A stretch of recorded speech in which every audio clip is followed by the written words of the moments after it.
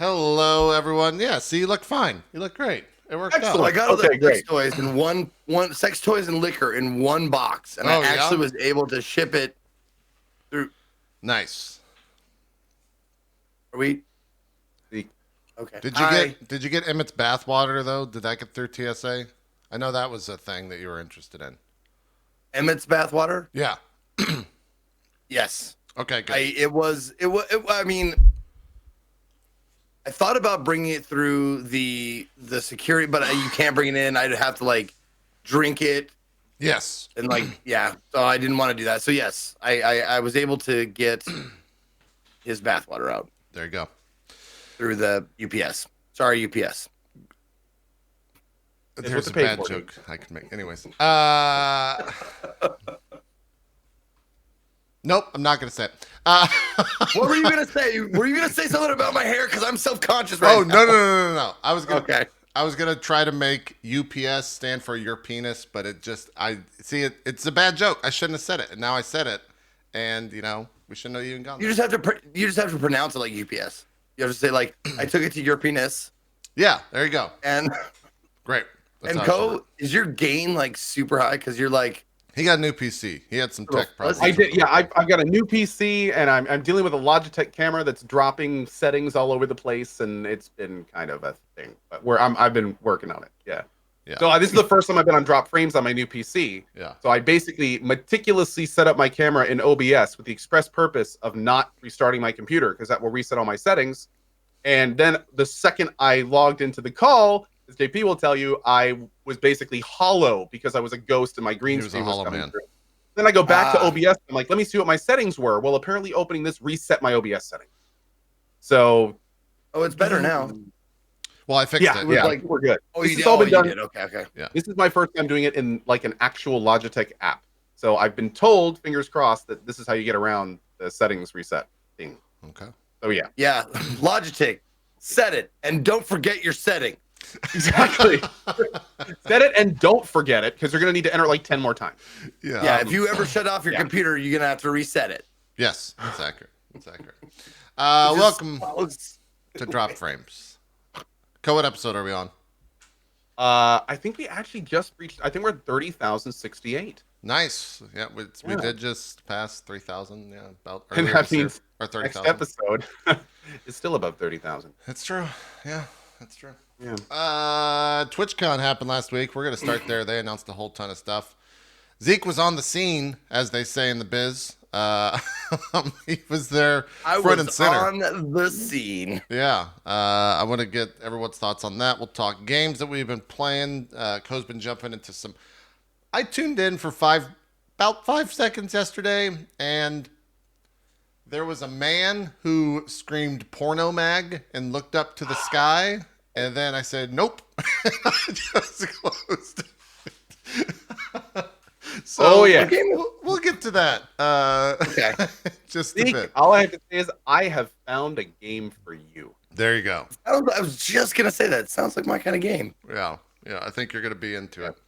And then we'll talk. One of the characters looks at the 18-year-old and says, "Hey, could you go stack those boxes and stand on top of it? I'm gonna lie on the floor for no reason." Wow. She's in her little mini. That's just one of many examples. I didn't see that part. Oh, yeah, my lord, okay. it's a ride. Yeah. Well, we'll be talking more about that later. Then whatever Zeke's been doing. Zeke, you went to TwitchCon? How was that? You've been gone basically the entirety of last week, I think. Since you left last Thursday, right? Yep, Thursday. Got back home Monday night. So, how was that? Yeah. Are you sick? Did you escape the con flu? A lot of people seem to have gotten that. I tweeted this out. I usually don't get con flu or con crud anymore. Yeah. Because I've been going to cons for so long. I think my immune system is like built to like it's ready to fight off all the nerd flu and stuff like that. Also, out of curiosity, are you still smoking? Yeah. You are. Yes. I smoke less because of my vape. Like if I'm at home or in my hotel, like I don't need to smoke, but like if I'm out at a con or whatever, for some reason, like the urge is very, very strong out there. Mostly probably yeah, because I want to get out it's like an anxiety thing. Like, Oh, yeah. I want to get out of this big crowd, and the best way to do that is to go have a cigarette outside. Yep. Makes a lot of sense. That's cool. We get it, I've you had- vape. Yeah, thanks, Barry. I've heard. Thanks for coming definitely to my more- party too, you jerk. Whoa. We'll leave that alone. So- I've heard a lot of people that have actually said they've stopped getting like sick at cons by a huge amount after stopping smoking. So I was wondering. I know you've cut back heavily, so maybe that's related. It'd be cool. Maybe so. Yeah. Well, I'm glad you're not sick. That's always good. No bunch. Of No, people it's that just are. my voice is like hash from just yelling and You and honestly partying sound and fine. having a good time. Erin does. She has no voice, and I know a bunch of other people that have lost their voices as well. So I think you did good in terms of the health department. It seems like coming out of TwitchCon. How was everything else? What was it like there on the show? Like, I feel like me and Co have our own thoughts in terms of what the sentiments were on Twitter and like the different stuff we watched. But what was it like being there? How was TwitchCon this year? It was fantastic. I'm so happy they moved back to San Diego because that's where they need to be. I'm glad they're going back there next year. It's just a place that's built for a convention of this size now. Like, Sure. they were saying, like, from 2015 when they had it there last time to 2019, it has doubled in size. Mhm. We have double the amount we had since we were there last time. I don't know if it was like 35 to 70,000 or 40 to 80. I don't remember like what it was, but it's a goddamn big convention now, and that's built for that, which meant a lot of things. Getting into the convention was so much. Like, a lot of people were tweeting out about the lines on Thursday, and this is going to be a watchword for the entire TwitchCon discussion. Okay. Is like, get the whole story. Man, guess people- there were People were tweeting out about lines on Thursday. They weren't open to giving out badges yet. They were waiting for the doors to be open to get the badges. Oh, so there was no like, movement. That was just the line. Exactly. Okay, gotcha. Exactly. Gotcha. Once the doors opened, Makes sense. you could get badges and get in like I didn't have. Okay, I will say this: I did not have to stand in line to get my badge. I just saw people tweeting about it. I was like, I know when they open to give out badges, and it wasn't yet. Yeah. But I will say, when I went into the convention, it took almost no time, like no line. There were more people checking, like metal detectors and stuff. There were more people like doing that than there were people standing in line.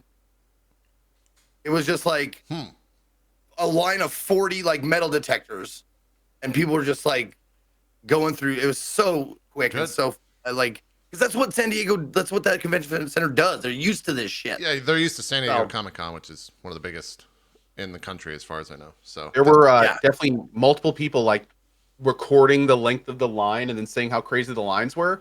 And then just a couple hours later, you would look at like partnered streamers being like, oh, it took me 5 minutes to get in. Oh, the partner line was empty when I got there. And like all this stuff. And they would just go right in. And then even people that were going in the front gate. One of my mods actually was like, yeah, I came like an hour later and got in 5 minutes in the main entrance. So it's kind of, that's good. yeah, that's that good to hear. definitely, So yeah, it was a bit of a miscommunication at the beginning there. Yeah. It has to be that way for this. I don't know if it's for every con that they hold there, but it has to be that way because they don't serve a lot of food and beverages inside. Like, they have some coffee and like 1 or 2 food stands. And the reason why they don't do that is because right across the street in the Gaslamp district is like 100 fucking restaurants and stuff like that. So they have to make it easy to get, or like, convenient to get in and out, or it would just be a fucking nightmare. If you want to get lunch or dinner, you have like go across the street, like at minimum to go get like food and stuff. But the Gaslamp district is fucking amazing. You can get anything you want there. Like within like a 4-block radius, there's like every food you could want, bars, top to bottom, hotels, blah, blah, blah. It's fantastic. Yeah, it's good to hear. You mentioned that they said that it was like double the size or whatever. Did it feel like it was double the size? Like walking around once you got into the actual con, did it feel it was bigger? You know what? Like, I remember, and this is I'm going to say something that is true, and it's going to sound egotistical, but it's true. Okay. All right, here we go. It felt a lot bigger because I got stopped a lot less.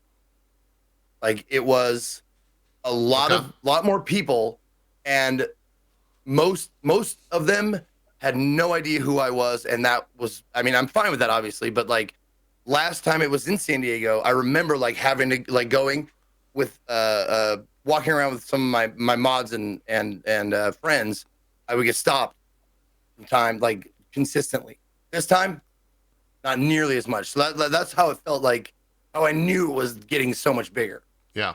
That's, I mean, I was gonna say that's good, but I see what you're saying. That makes a lot of sense.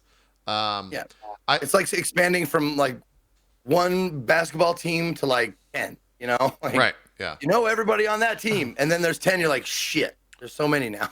Yeah. We'll get into all the stuff they announced, but still kind of talking about the actual con. I'm trying to remember, and I was trying to remember before the show if it was Dan or maybe Bike or maybe neither of them.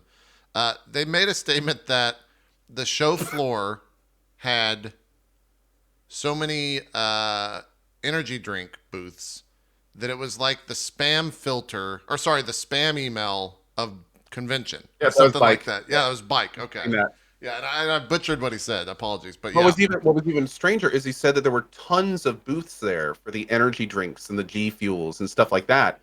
But he said what a lot of other companies did was instead of having booths, they would send their agents out onto the show floor. And so they would actually be walking around instead of at a booth, and like they'd approach you, and from the sounds of it, like go into their pitch at that point. So yeah. So I don't know, man. Did you get a chance to walk around at all in the?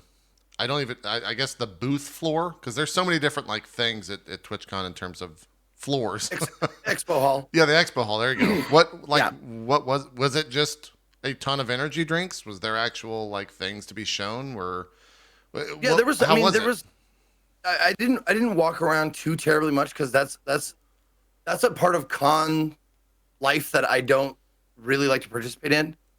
It's the reason why I won't go to PAXs unless I'm working them.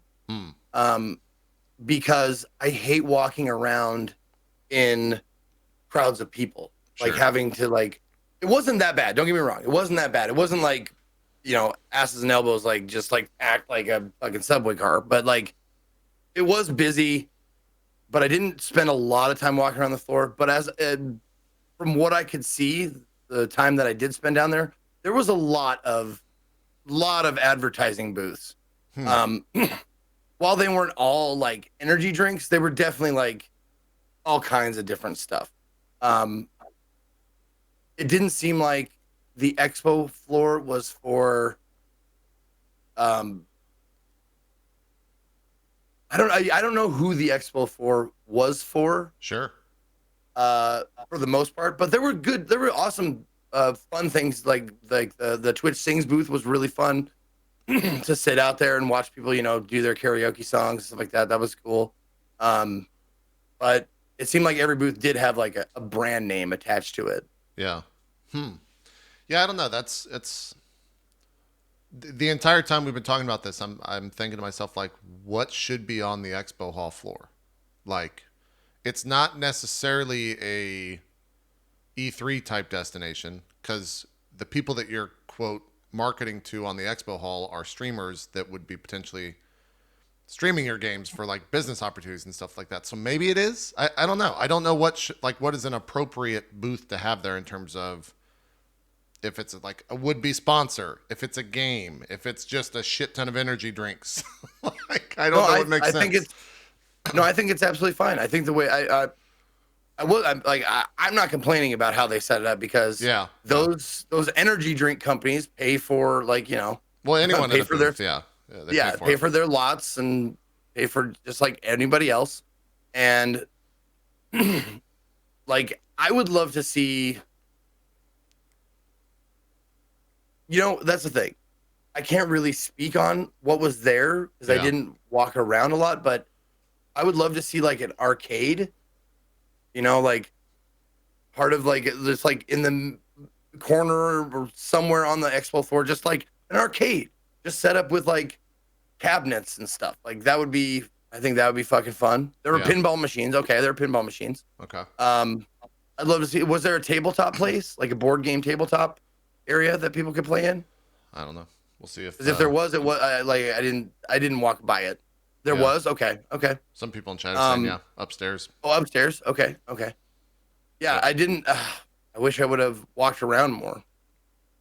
Yeah, I mean, that's always convention life, though, especially if you're working the con, you just don't have time to get away from work, etc. So it's how it is. Yeah. It'd probably be more beneficial to talk to someone who went there as like just a viewer with no like set schedule. Sure. Yeah. That makes sense. And that's the thing. Like, I don't schedule anything at TwitchCon except a meet and greet. That's the only thing I want is a meet and greet. Like, for sure. The rest of it, like, I just say I'm going to TwitchCon and it just goes, just shit like sticks to me. Like, sure. Oh, how about this? This? You want to do this? How about this? That's how it is. Yeah. And normally I wouldn't work it. Like, I wouldn't do. They asked me if I want to do the opening ceremony. I said, fuck no. And they said, well, you'll be like, it'll take the place of the keynote. You'll be interviewing Emmett Shear. And I went, Guess I gotta do this. Yeah. I gotta. Yeah. Like, this is an opportunity I cannot pass up. So We'll get to that in just that one- went like my entire Friday. Offered, you couldn't refuse. Yeah. Exactly. We're gonna get to that one second. Artist Alley was fucking awesome. It was huge. Yeah, I both Gears and Gears had a booth, I think, almost every year, but Dodger, I think, had a booth for the first time this year, and they all said that it was great, and they had a ton of people walking through. Yeah. How did I miss Dodger's booth? I don't know. She was there with like the Cat Gang merch.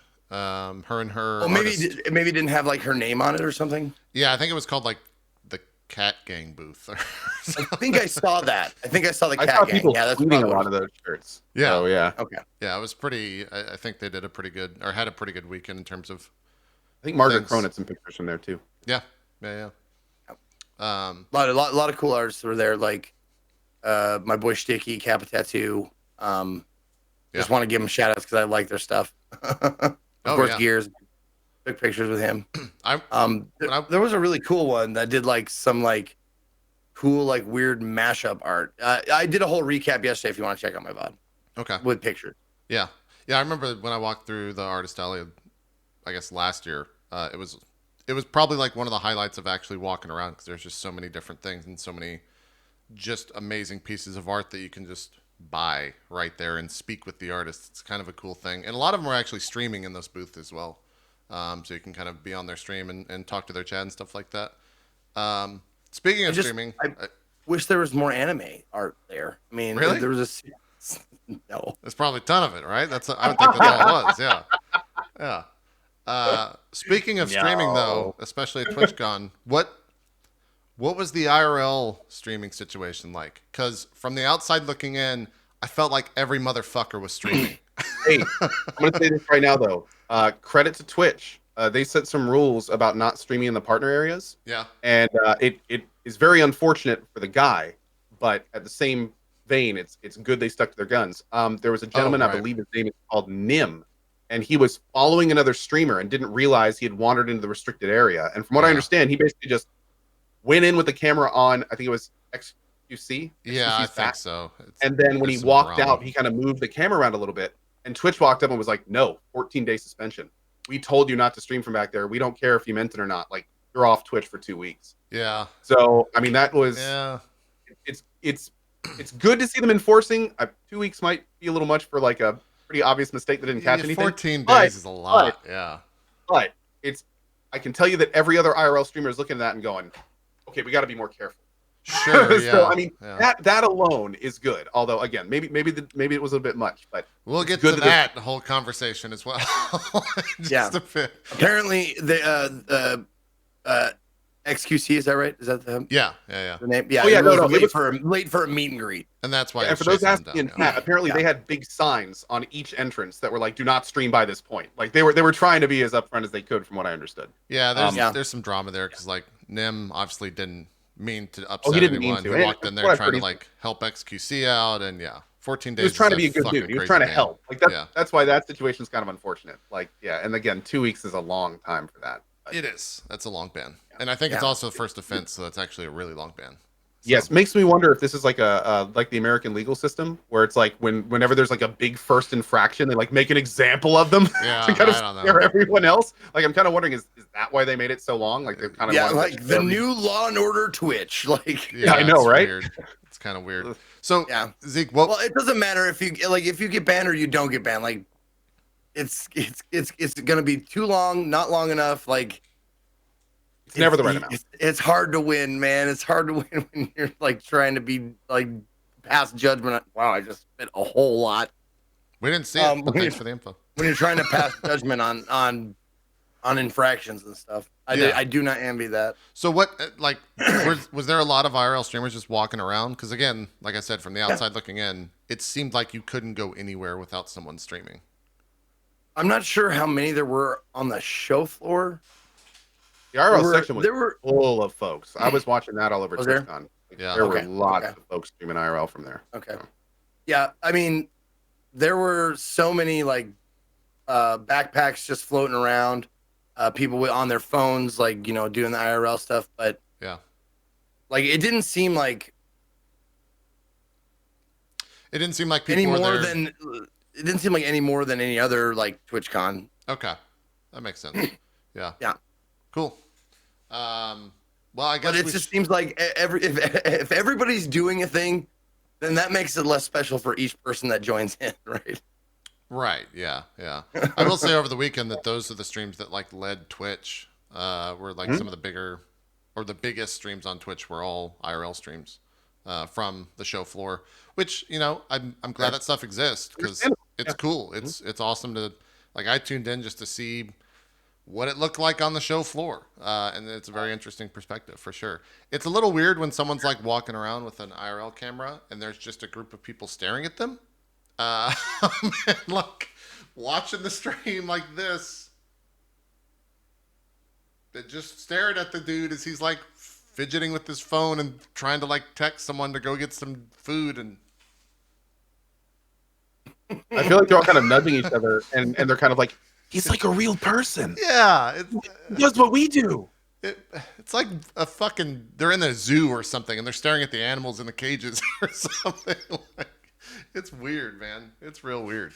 But I get it, I guess. I would like it if people were streaming IRL, they like had to like have a little Halo hat on with like a little like hook with the sign that just says I'm live streaming or something like that. They need to do IRL required streaming or something. Yeah, Sim diamond. So it's like as you're walking through, you can see like all the big green diamonds of people streaming, and you can just kind of like either approach or avoid on your own merit. Yeah, that'd be kind of cool, but also kind of Absolutely. bad, but kind of cool. Yeah. Well, they have the Hong Kong guys now. They have to wear a helmet with press on them. Maybe that would work. Oh, really? Too. If you're over there and reporting on the protest, huh? That makes sense. Well, let's get to the keynote because the keynote had a bunch of announcements in it. I think that was kind of the main focus for a lot of people. I also think they announced some stuff on Sunday as well, which we'll get to some of the actual tools and things that they announced there. But Code, did you have a chance? I know you didn't watch it live. Did you watch it like Saturday when it comes to the keynote, or did you just get the highlights? I mostly just watched Zeke. Yeah, I watched like Zeke's intro and stuff, and sure. I caught some of the interview as well. But no, unfortunately, I didn't get to watch the whole thing yet. Okay. How about you? Yeah, I watched it in full. Yeah, I know you did. Yeah, Yeah, because I commented on people- Zeke's interview the entire time, and then I'm sure they clipped all that stuff and sent it to you, which thanks, Oh, they chat. We'll get to Zeke's they did. interview in a bit. We looked at some of them yesterday. Yeah, I'm sure that was just great. But yeah, I feel like in terms of that keynote, that Twitch is still trying to figure out how to be corporate but not look corporate. And they did a lot of things that was really cool and like Twitch. Like it was where they did a lot of things that I felt were what Twitch was about when it started. They also did things like bring a newly acquired partner from YouTube who did I'm sure he's the nicest person. In fact, I've heard he's super nice. But man, it looked like he just had a pocket of cash the entire time he was talking. Like it looked so bad when they had Nick, I forget his full name, come out. Oh, Nick Merckx? Yeah, and not Nick Merckx. No. I forget the partner's name, and this kind of shows how, I guess, in tune with the larger side of of Twitch, Nick A30 or something like that. He's he was the the YouTuber. Canadian. Yeah, he's the Okay. the latest Twitch acquisition from YouTube. I think he was the biggest live streamer on YouTube that they kind of got over to the platform. I didn't even know that. Yeah. Oh But wow, okay. it was, man, it was just weird. He came out like waving a Canadian flag and said like some really canned lines and then read straight from a teleprompter and then like got off stage. And the entire time I'm just like, what? Why the fuck is he here? Like, I understand why he's here, but like, have some heart. This just seems so canned and corporate and bullshit. And then there's like, it's like when you go to like watch the Oscars, like some people can do that shit, like read that shit naturally. where it comes and off some naturally. people- Yeah, sure. Yeah, and some people need a little nudge to like, because if you don't know how to tell a joke, sometimes you need it like written out for you, you know, like it was like, I honestly had no idea that that's what the deal was. I thought the joke was like, to me, it was, we have streamers from all over the world, like 100 and blah, blah, blah countries. And then this Canadian dude comes out and is like, you know, Canada barely counts. I thought that was the joke because like, And it probably was. I mean, I think, yeah. But okay. knowing that he was the latest acquisition, to me, that just screamed, wow, you guys probably paid a lot for this person. You want to try to get him as much exposure as possible on the front like of the entire Twitch, because that happened like 5 minutes into the thing. And it was just weird.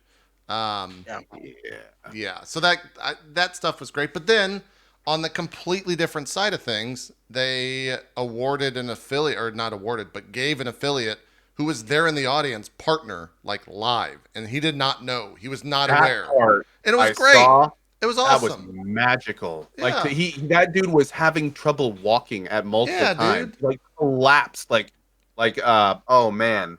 Like James Brown. I felt like someone was gonna come out with a cape and like put it around him so he could get back up and keep moving. Yep. Like, it was beautiful. It was awesome. It was really good. DJ Wheat was in my chat yesterday as I was doing the TwitchCon recap, and I asked him. I said, yeah, I know you probably get this all the time, but like, what is like a standout moment for you? Is like, when we partnered, hold on, Darker for Serenity. When we partnered Darker for Serenity live on the stage, and that I was just like, right on, man. That was fucking amazing. And I made the mistake of looking at Twitch chat while I was like backstage, because we had the live stream and Twitch chat. And everybody in Twitch chat, of course, will not stand for anybody being happy. So they were like, what was it? Staged, rigged, not real, fake news, like shit like that. Like this was absolutely 100% real. Surprise, the whole thing. Let's not even mention chat for the rest of the show. In terms of the Twitch, it's just bad. It's a waste of time and air and breath and thought. Yeah. Sure. The thing to this that makes it look so freaking genuine is you can tell the entire time this dude is doing this, he doesn't know what to do or how to react. He's looking in different directions. He's freaking out. He's like, do I have my badge? Like, dude, like he's just, like, if that's not genuine, I'm impressed. Yeah, it was definitely a cool moment. And again, like, it was the type of moment where maybe it was, from my eyes, in terms of how the thing was like scripted out, it was there to counterbalance the like super corporate shit. And I think right before that they ran like the new look, which we haven't really talked about, so we can kind of insert our thoughts here, which went live last Thursday. They rolled like their little video, which featured like, I don't know. That video is tough for me to watch because it's like, here are 8 creators that are at the top of Twitch, but then I look at Twitch and it's like, but that's not Twitch. But maybe that's not my Twitch. Maybe that's other people's Twitch. So maybe that's kind of how I reconcile with that. But it's like, here's Pokimane and Tim and Ann, and I think Dr. Lupo and Lyric and Ann and Pokimane and then Tim, and then here's the new Twitch. It's like, well, it's a little bit more than that, but good job with the rebranding, I guess. Lyric up there? I think, yeah, maybe so. There was a myriad of creators. I probably didn't mention them, but yeah. So what do you guys think about the rebranding? How do you feel about all that stuff? The new look, as they say. I'm willing to give it a shot. Like I understand, Twitch, especially over the last year and a half, has mired itself in multiple fun, interesting controversies. Mm-hmm. And I think a reinvention with a focus on transparency like they talked about it on more connecting with the community. I think that's a good step forward. I will say I was a little surprised. Like in the past, Twitch has very much been about like they've used the word "you" a lot. Like, you know, you're a part of this. You can stream on Twitch. Like this is a big community, and you are all involved. And it was a little bit interesting this time because I feel like they're trying to make the next Ninja a little bit. Like now they're kind of like, look at these specific people. These people are fun to watch and represent everything we do, and watch them, and they're what we are now. And it's just, it's not bad, but it feels a little bit different. It feels like trying to create celebrity a little bit and kind of bring more attention. But I will say it's nice that they are focusing on the creators. So there's a silver lining in everything I'm saying right now. Like there's definitely been some, you know, motion of funneling people into, you know, Bob Ross style channels and big corporate Red Bull style events and stuff. So it is good to seeing them kind of like front and center the creators and being like, these creators are Twitch. We're the platform and they're the people that are making the content. That's cool. But in the same vein, it is a little interesting to be like Twitch is about the creators and not about the millions of other people that want to stream on it. Make it more about the viewing experience than it is the let me jump in and give this a try experience. Sure. Yeah. Zeke, any thoughts on the rebrand, the new look as we're watching the sizzle reel here? I mean, I like more options will always be better. I'm not mad about the brightening up of the purple or whatever. Like, I don't mind that. I think, you know, give it a little more neon, vibrant look. That's fine. I mean, it's I don't go in for aesthetics, so I'm not the right person to ask. Doesn't Fine. doesn't matter. Doesn't care. Yeah. Out of curiosity, I know, like when I mouse over like my following list, like it gives like a little border, like a little colored border to whatever they've chosen. So like, okay, that's cool. Yeah. So interestingly enough, Lyric wasn't in that. He's not in this video. Yeah, he might have been in the one that was at TwitchCon. Are all the people they're focusing on Fortnite streamers? Yes, except for I guess Anne, right? Because Anne doesn't really She plays play Fortnite, doesn't she? She plays other BR games, not necessarily Fortnite. But yeah, like A lot of Siege. yeah, Lupo. Who's the girl on the left there? Foozly. She does she lives a streamer house and does like streamer boot camps and stuff like that. Oh, cool. I interviewed her for like 2 minutes. Yeah. We'll talk about that. Oh yeah, I saw that. Yeah, that was a weird thing. That was a fucking weird thing. Real weird. Yeah, we'll talk about that and how that was probably mostly my fault. Okay. All right. I know where you're going with that, but yeah. Loud. So yeah, I think in terms of the actual rebranding and like the aesthetic stuff, the second it went live, I set it to dark mode and it was fine. If you're, Well, for some reason my dark mode won't stick for the life of me. I cannot get my dark mode to stick. You're having a problem with any settings being stuck.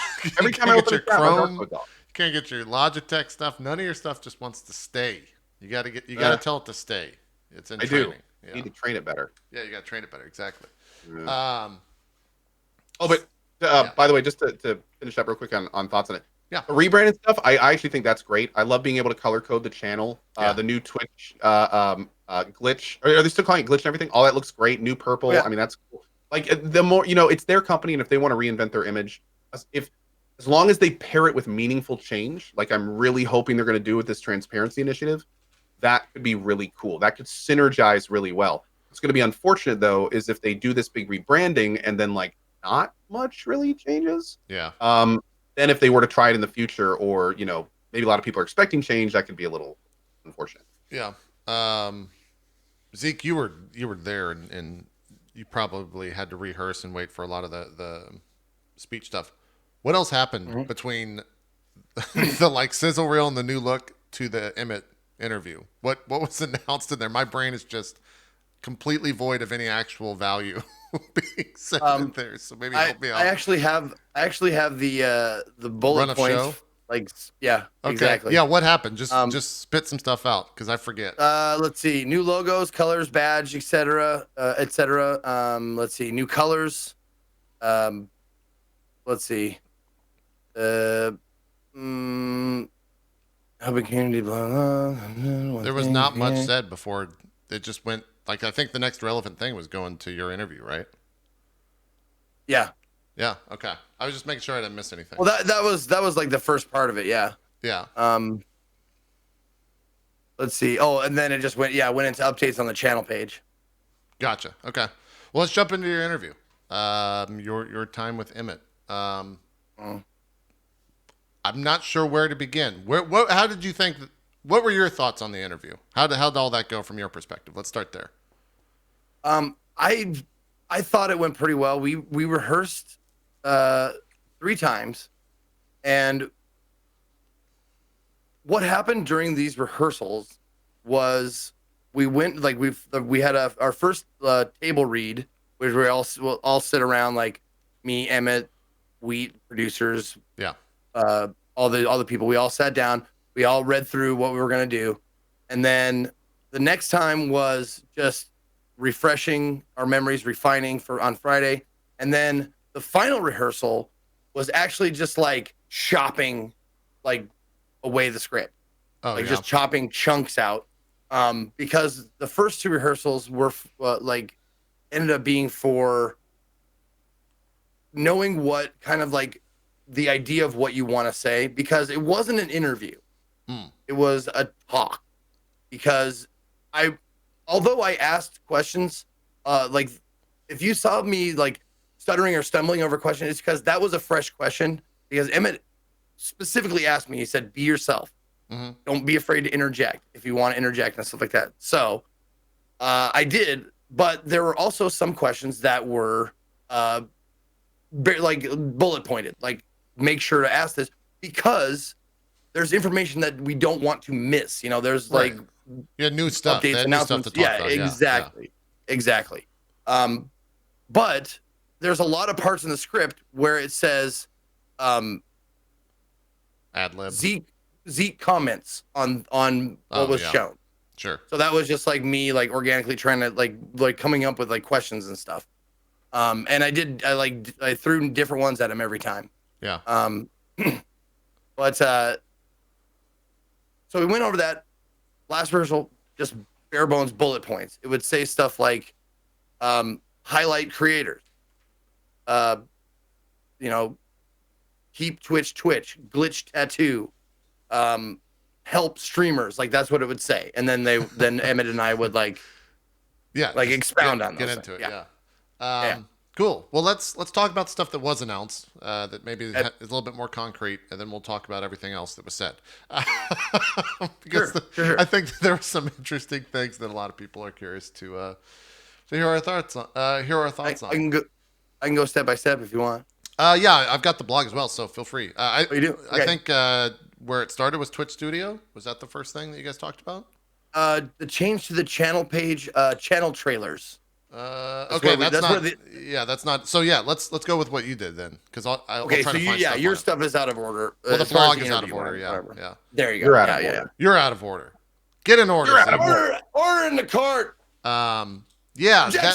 That channel trailers thing is interesting. It's very much screaming, hey, you know how YouTube has those videos that you watch when you first find a channel? That's what we want. My mind immediately went to, wow, that'd be kind of cool if every week I could just upload a new clip that had my schedule and what we were doing for that stream or for that week. Like, it wasn't like, hey guys, my name's JP, because people can tune into the channel and figure out what the fuck is going on in 5 seconds. I think you can watch any Twitch stream and within 5 seconds know exactly what's happening. Unless you're watching some weird IRL shit and they're just like, what the fuck is happening? Then it's a little bit weird sometimes. But I think you can get a general sense of what's happening on most streams pretty quickly, and like the vibe there, the mood there. Am I wrong? I think it's more for offline. Yeah, you think? Oh yeah. Like if I go into another stream and someone says, "Hey, go check out Zeke. He's a variety streamer or whatever," and then they go to my channel and follow it, and then like a 10-second things plays like, "Hey, welcome to my channel. I'm not live right now, but blah blah blah." That's great. I am very much looking forward to like a welcoming video system. I think that'd be awesome. Yes. We could turn on and off, especially if we're doing things like out of our normal swing or if we're doing things totally differently. That would be awesome. Yeah, as long as we have I've some actually- sort of control over it, and it's not just like you have to upload a video that is X long, and you can't do that more than once a month or something like that. Like, I would use it for what's going on this week or what's going on this stream or that type of stuff. Because right now we already do that stuff in chat, or we already do that stuff with the title. So if we were able to make that like a video that people could just watch that would play over your video, that would solve so many Like when different issues. When you go to a YouTube page, you know, you have like the video that plays Yeah. like, hey, this is my channel. What's up? Yes. Like being able to do that. But what would be great, and I'm kind of hoping they do this, is make it opt in. So if we Yes. do one of those things, like a little bar might go across the screen, like, hey, Co wants to say, Exactly. you know, Co wants to say something to you. Click here to see it. Or you can just hit an X and not do it. And also make sure that like we have the option to make it so it's a one-time only play. Yep. Or, you know, every new viewer that day. Like maybe we want to make a welcome video, but we only want people to have to deal with it a single time and then never again. Stuff like that. So Yeah. those options are big. I'd agree. That honestly, I didn't even think about how many times I go to my own channel and how annoying that would be. Like if I went to my channel every time I was offline, Yeah. it'd be like, Hey, what's "Hey, going on? this I'm is Zeke. Like, yeah, no, it's me. I know. Shut who up, you are. Zeke. Yeah. Shut up, Yeah. me. And I think that they could even expand on that stuff and like allow us to make multiple videos. So there's a video for when you first join the channel. There's a video for what the rules are on the channel and maybe a quick explanation as Yes. to why. Like there's a video for the schedule for the week. Like you're a video streaming platform. Don't make people read this shit at the end of the day. Right? So Scheduling is the next Good thing. point. Though. is okay. Is that was the next point they talked about? That's not mentioned at all here in the blog, at least. I remember hearing about that, but yeah, what was the scheduling thing that they mentioned? There will be a widget on your channel page for your stream schedule. Like an official Oh, widget? cool. Yeah, you fill it in yourself. Okay, great. They I'm have on some of board. I those. know. There's variants of that right now in plugins you can get. Third So that's- parties and that's stuff like that. kinda Yeah, cool. But having it fully integrated is always good. yeah, I think that's great. I think that's great. Yep. By the way, so talk a little bit about what we're talking about here. You guys want to hear my big idea that I want Twitch to take? do it. Let's hear it. I think that when you go to a Twitch page, there should be a little button under there that says AMA, and if somebody clicks on that, then it all of a sudden gives this giant block of commonly asked questions. Yes. And when a viewer clicks on one of them, they get a clip response from us Yep. giving the answer. Hey, where'd your name come from? When did you start streaming? So it's like you could go to any streamer and have this big wealth of clips that explain all great. the common questions that you might have for that streamer. And it's like that would be just this giant collection where you could and the streamer could update it all the time. You'd have keywords and hashtags they could search easily. And it'd just be basically like a giant talking head that people could talk to and get all the information about you they'd want. I do wonder about like the scalability of that, because while we're, speaking to 1,000 plus people a day for general, maybe even 10,000 plus, that type of conversation gets repetitive in chat. I think to the people with 10 viewers, then there's nothing to chat about, right? Like there's no reason for someone to comment in chat. It would definitely be for people that like have to answer the same question Yes. over and over and over again. You can even have like links in your chat. You could make one clip video like saying what you think about the game they're playing, Yeah. and then just always refer people. Oh, that's in my AMA. Go check my AMA section. You know, Right. it's all in there. Because I think Stuff most like that. people, like, I know you and I think Zeke as well to some extent, have like commands that the bot has a link that is a clip tagged to it explaining something. Or I have thoughts videos yeah. on YouTube specifically so I don't have to say the same thing over and Yeah, over again. exactly. So that type of stuff would be cool for sure. Zeke, keep going with your script. Let's keep going with this. I like this. Publishing stream schedules will be a widget that you can put on your channel page. Let's see. Get to know your channel and personality when you're not live. Oh, that was the Yeah. talking point. Was like, yeah, you can. If someone comes to your channel, I know you like your splash screen doesn't necessarily have to be your schedule. Right. It can be more like personalized, your channel trailer and then your schedule. Like you can even say in the channel trailer, "Hi, I'm not online right now. If you want to see my schedule, it's right up there." Yes. Or something That'd be like that, great. you That's cool, man. That'd be super That's cool. awesome. Yeah. Let's see. And then it went into the safety talk, Yeah. So, safety moderation, TOS, blah, blah, blah. yeah. If you want to like get some popcorn, like Well,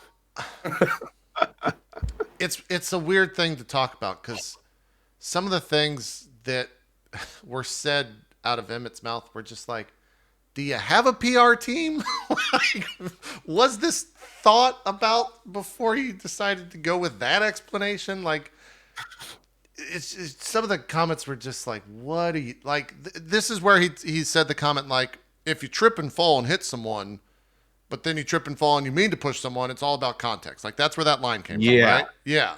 Well, he was talking kind about of the weird difference saying that, 'cause between it's like accidentally bumping into somebody and shoving them on purpose.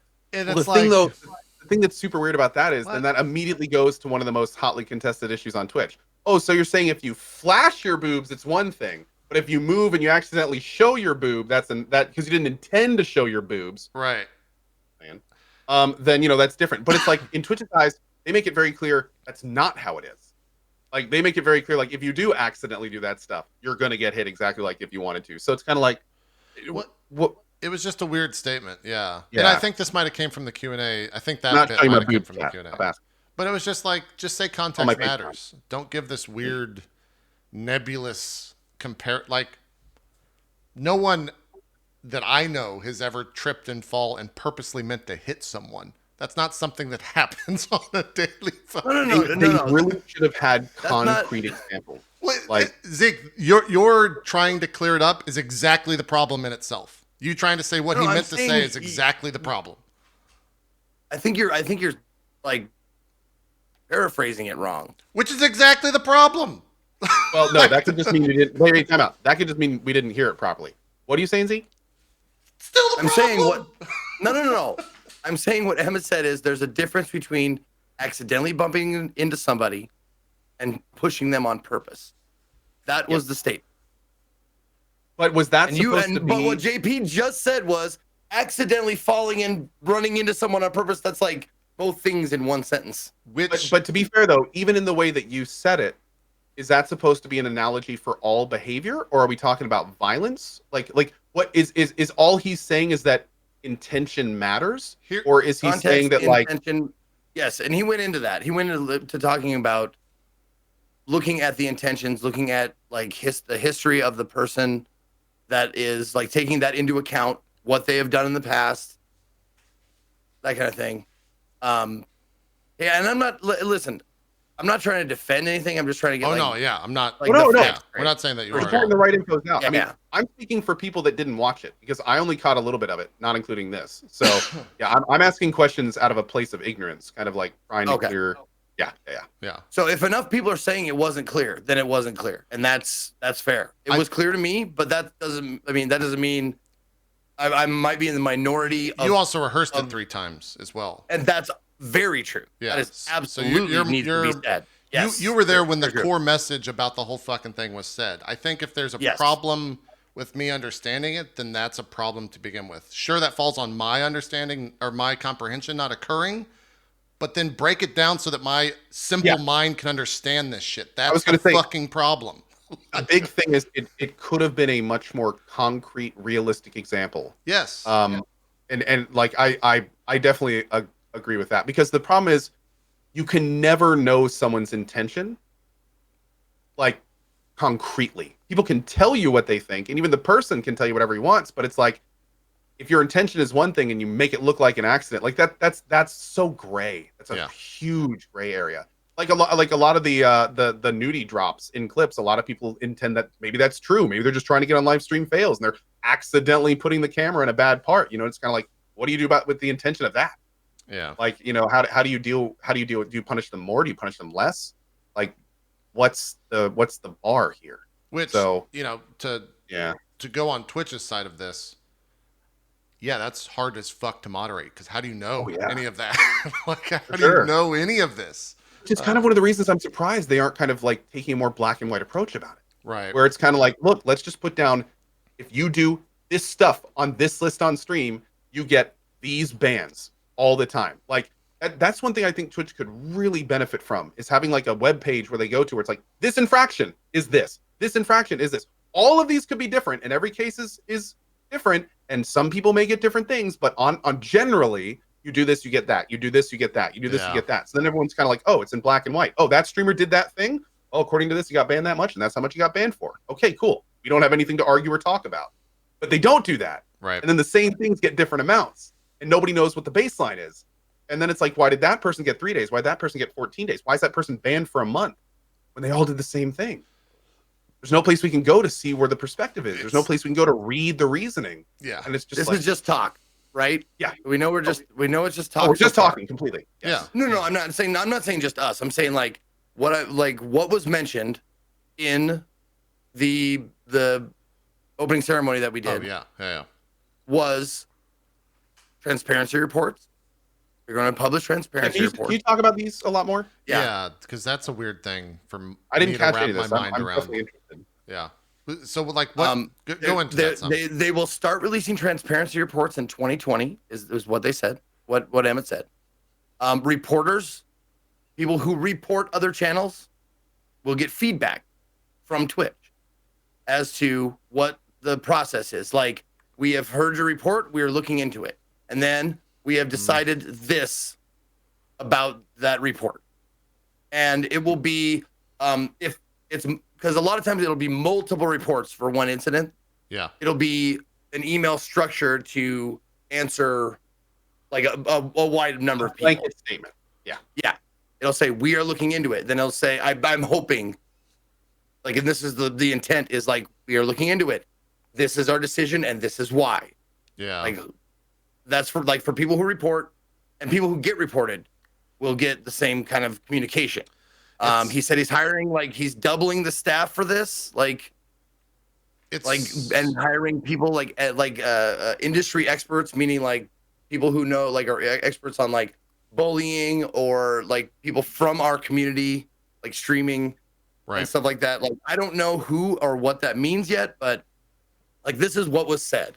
And it's like, I want to be hopeful. I want to be optimistic. I really, really do. Because I love this platform. And I'm not going to sit here and say like it's perfect, but I'm also not going to like, I would hesitate, or I would advise people to avoid knee-jerking until that's like hard it's to do. Actually attempted, until something has been tried. Like, don't just rail against it before anything has happened. Right. Yeah. Let them fail first before you say they're going to fail. Yeah, sure. Exactly. I get what you're saying. Exactly. Yeah, I feel like everything they stated about like those transparency reports and stuff was basically Emmett just saying like, we've created a fuck ton of work for our company to do. Well, it's so much work for that, man. It's a good step forward for two reasons. One, I think this is one of the hot button issues for Twitch right now, is these bans, how they're executed, and the feedback for them. So it's good that they do that. But another thing is, you look in live stream failed comments anytime one of these big things happens, and what do they keep going back to over and over? Hey, remember 6 months ago when Twitch promised they'd be more transparent? That keeps getting brought up over and over. Remember that big initiative they did where they said everything was going to change and nothing changed? Like, that comes up over and over and over. So here we are, like 6 months later, they're in some ways doing the same thing they did 6 months ago, where they're saying like, hey, we're making a lot of big changes. This is going to be a new Twitch. And then even this time they're going as far as rebranding. And it's kind of like, okay, like, fool me once, you got me last time. So I think a lot of people are looking at this kind of like, you need to put the money where the mouth is. Like, this like, if this gets announced this time and we don't see big meaningful changes, Twitch is gonna lose a lot of public trust. They already did. They already have. The first time. Like, this is like, that was strike one. And this is the second time the second swing. So I really hope for Twitch's sake that this is going to be like a big step forward for them. Same. Go ahead, Zeke. Let me ask you guys a question. And I know, like, my opinion about it, but I want to ask your guys' opinion about it. Do you think Twitch cares, like, about big streamers enough, like their biggest names enough, to let them break the rules and get away with it? Do you think they make Twitch enough money to allow that shit to happen? Because they lost Ninja and they're doing just fucking fine. Here's the thing. I would say it's not. So you have to remember that Twitch is an old company. There have been people on the platform for many, many years that know people that have close relationships with people at Twitch. And I think we have witnessed seeing some people do similar things to others that have had different responses to their actions. And I think people notice that and they see that. So, you know, when I mean, I don't want to get into it, but you know, there's like a big thing going on with a few specific streamers right now. And, you know, I think a lot of people realize it's like, well, those are long timers that probably have a lot of friends at Twitch. I don't know if it has to do with them being big, or I don't know if it's just a money thing. I don't think it's the kind of thing where it's like, oh, this guy has X amount of subs and brings in this X income. So, you know, well, we're going to let that go because he met the barriers. I don't think it's quite that like methodical, but I will say that I certainly think that if there's someone at Twitch making a decision and it's somebody they've been watching on Twitch for 3 months, or somebody they've been watching stream on Twitch from Justin TV for 6+ years, 8+ years, they're going to look at those situations differently. Sure. One of them is going to be a small infraction in a long journey, and another is going to be indicative of like a behavior that could repeat itself frequently because they haven't seen them often. So I definitely think that factors into the decisions. You know, seniority is a thing. Nowhere else to say it, and we see that in some of the decisions. I think a big loss would be like not the money so much, but someone brought up the publicity. Right. Like, that would be like if you banned a big streamer, like there would be a fucking shitstorm. Well, it already happened. Doc got banned, and there was a yeah, shitstorm. I was gonna say like we did it with Doc, and it was a shitstorm. But to be fair, but that wasn't really a questionable thing. That was like. Go ask his community about that, Zeke, because they were pretty fucking pissed about him being banned. Filming in a bathroom is questionable. He broke laws doing that. Hey, his community was still pretty fucking upset. That's all I'm saying. Okay. That's what I'm saying. Fair enough. Actually, but not anything else. Yeah, like for the people who like are listening to this and thinking like Zeke is a shill and stuff like that, Twitch has like given me a life that I could never have dreamed of having. However, it's not Twitch that gave me the life. It's the viewers. And I said that. I said as much on stage. I said on stage at TwitchCon, opening ceremony, Twitch doesn't pay me. My viewers do. Sure. In front of everybody, in front of Emma. I just my want you guys to know that. My sub, not Twitch. Yeah. Absolutely. To sum up what Zeke just said, to all those people that thinks he's a shill, fuck off. Let's move on. That's wasted time. All right, thank you. It gets under my skin when. No, I understand. To go back to your question, do I think there's I'll sum up what you said. Do I think there's favoritism on Twitch? I think when Twitch looks at itself as a business and they look at like banning a doc or anyone, right? He broke the law. Yes. Besides the point, it's also hey, he got banned for X amount of days. That's a revenue loss. So of course they look at this shit. The biggest factor is that the people in the mod team can't. There should be no one that has anything to do with Twitch sales, with any analytics apart from should this person be banned on any of the mod teams. Because if there is, then the whole system's fucked. So it can't. Like, it just cannot factor into any of that shit. And that's I'm like sure bringing monetization systems into games. Like that's how you screw up games. Is when you try to bring the marketing team into the gameplay meetings and then talk about how we can thread the microtransactions into the gameplay loop. Right. That's exactly right. That's when shit hits the fan. Yeah. But the unfortunate thing is it's going to. Like it's just is going to. It's a very strange position for Twitch to be in too, because I mean they have entire teams there dedicated to keeping money coming into Twitch. Right. And it's kind of like, how can they not like try to be vocal when it's like you realize that's going to be like $50,000 less per month if you ban him, right? Like that's not chump change. Like that's a lot of money that needs to. And of course they're going to argue that has to be considered. I mean they're a business, right? What they do, they make money. That's all Twitch is. Twitch is here to make money. I mean they were bought by Amazon. They are a company now. They are not the little scrappy soulful startup that came from Justin TV. They are a money making company. So like, yeah. I mean, it's like a balance between making money and keeping a consistent image. Yeah. Of fairness, more importantly than anything. It's tough. It's fucking tough. I'm glad I don't walk that line. Just saying. Yeah, 100%. Yeah, it's definitely tough. That's one of the reasons I said it. I've tweeted it out, but like one of the reasons why I was so like nervous for this particular event, this opening ceremony, that I don't usually get nervous anymore, was because I was so concerned with being hired to do a job, the hosting job, representing streamers and viewers to the best of my abilities, given the guidelines that I was given, and also like while trying to be genuine in myself, you know, right? Being conscious of that. Like I don't have to try to be myself, just being conscious of am I holding back because it's fake, or am I holding back because it's like, you know, It's your job. one of the my job, exactly.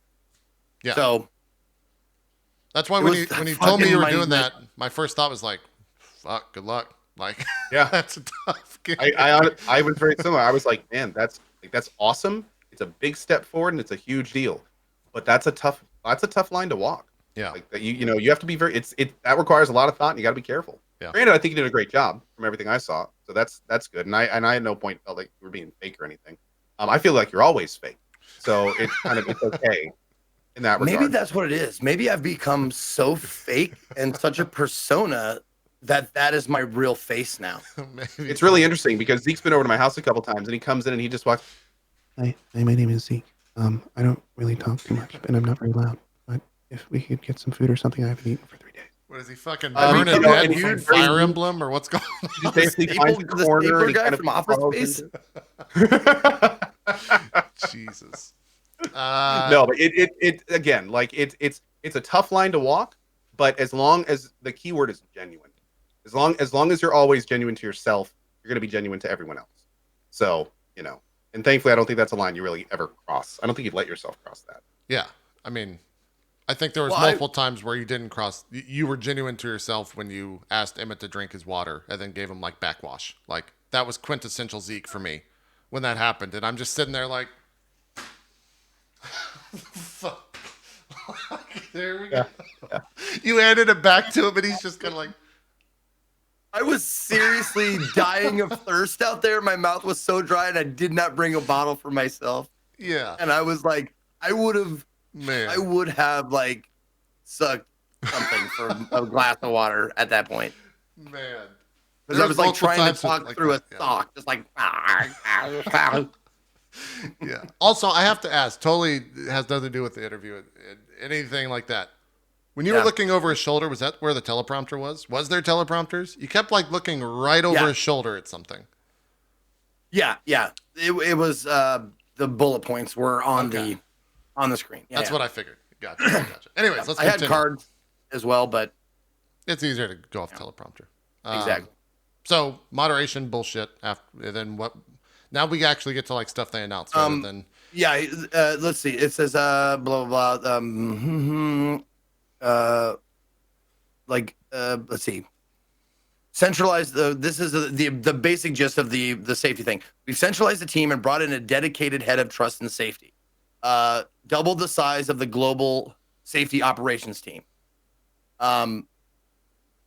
There's some more transparency. They're going to start releasing transparency reports in 2020. Reporters are going to get feedback. Reportees, I'm assuming will also get feedback. There is a safety advisory board, and that's the new all the hits. Yeah. that we'll talk. Yeah. And then they also announced like this Twitch studio thing, which is weird because they have had, I guess, a department called Twitch Studios. But Twitch Studio is like their OBS fill-in thing that they announced. God. Yeah. What were you thinking?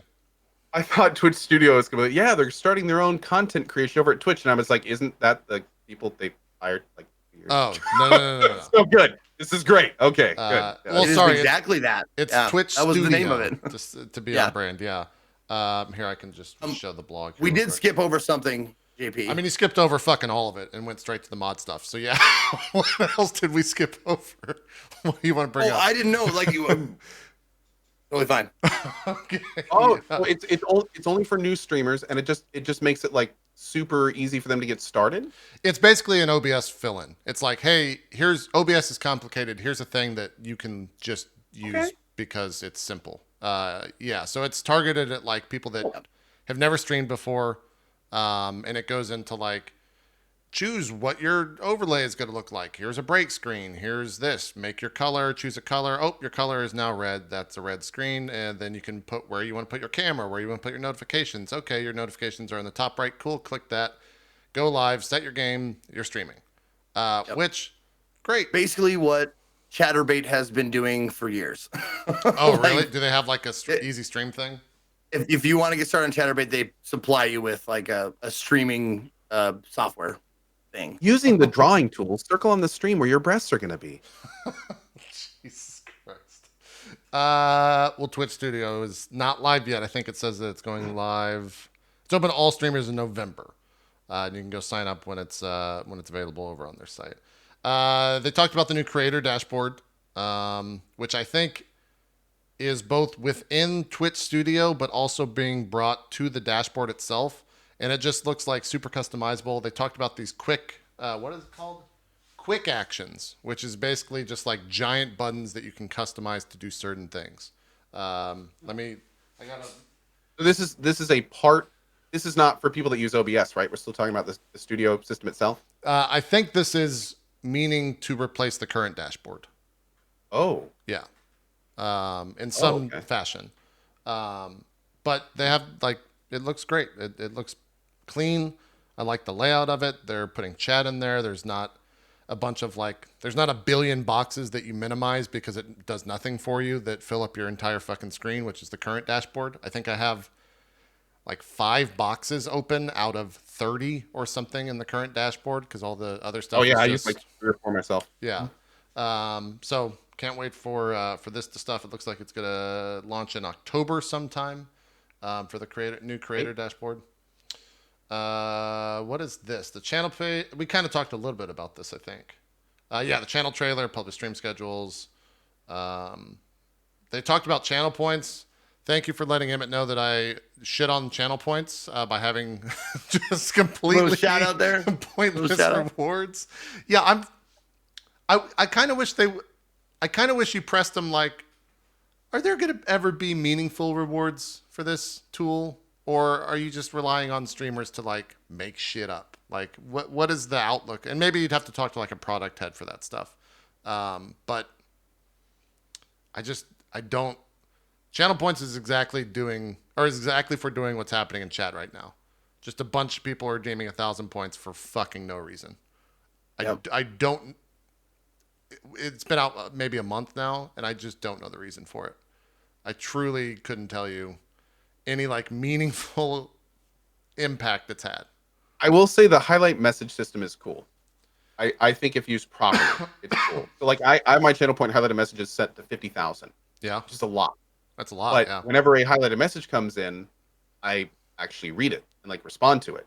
And at 50,000, I get like 2 to 10 of those a day. sure. So that's actually been pretty cool. I've noticed some non-subs being able to like get highlighted messages to me and stuff, and that's kind of fun.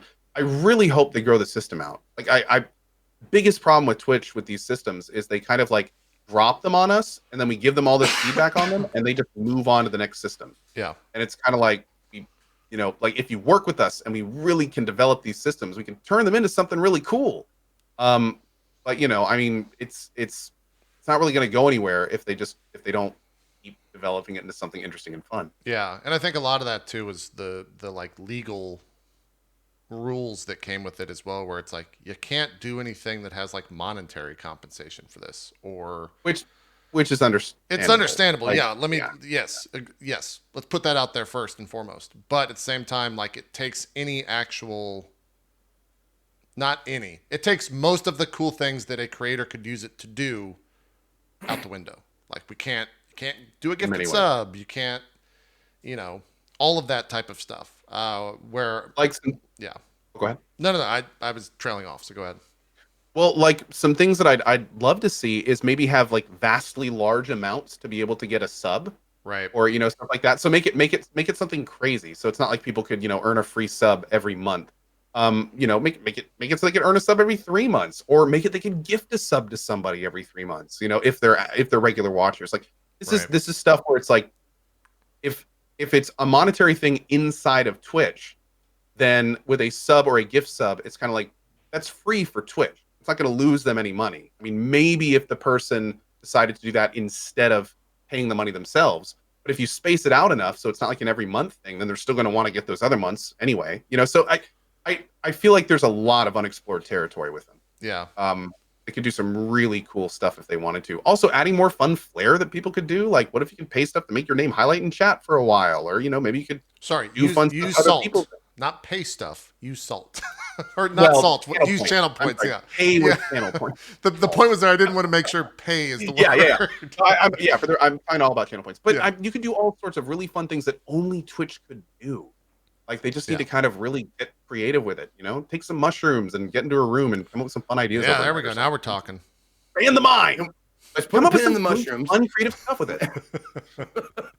Put a pin in the mushrooms for now. Okay. All right. We can come back to that. All right. But what if, like, follow me here. Okay. What if there was mushrooms? Like, what if there's mushrooms? Lots of mushrooms. No, stop it. During, like, if a streamer rolls ads. Yeah. Like, in the middle of the ad, there was something like that popped up on screen that you could click to let Twitch know that you watched that ad. And that could add up and give you a sub. Oh yeah. Like they used to do ads for bits, right? Yeah.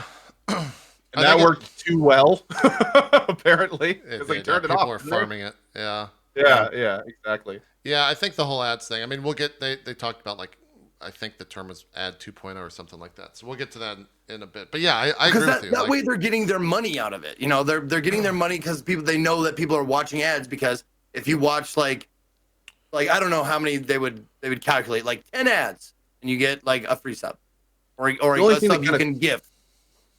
Yeah, the only thing that kind of sucks about suggestions we're coming up with, including mine, are I would really not be surprised if there was like a red line command that went with all these systems that said, if this will make us lose any amount of money in even the slightest chance, the answer is no, we're not doing it.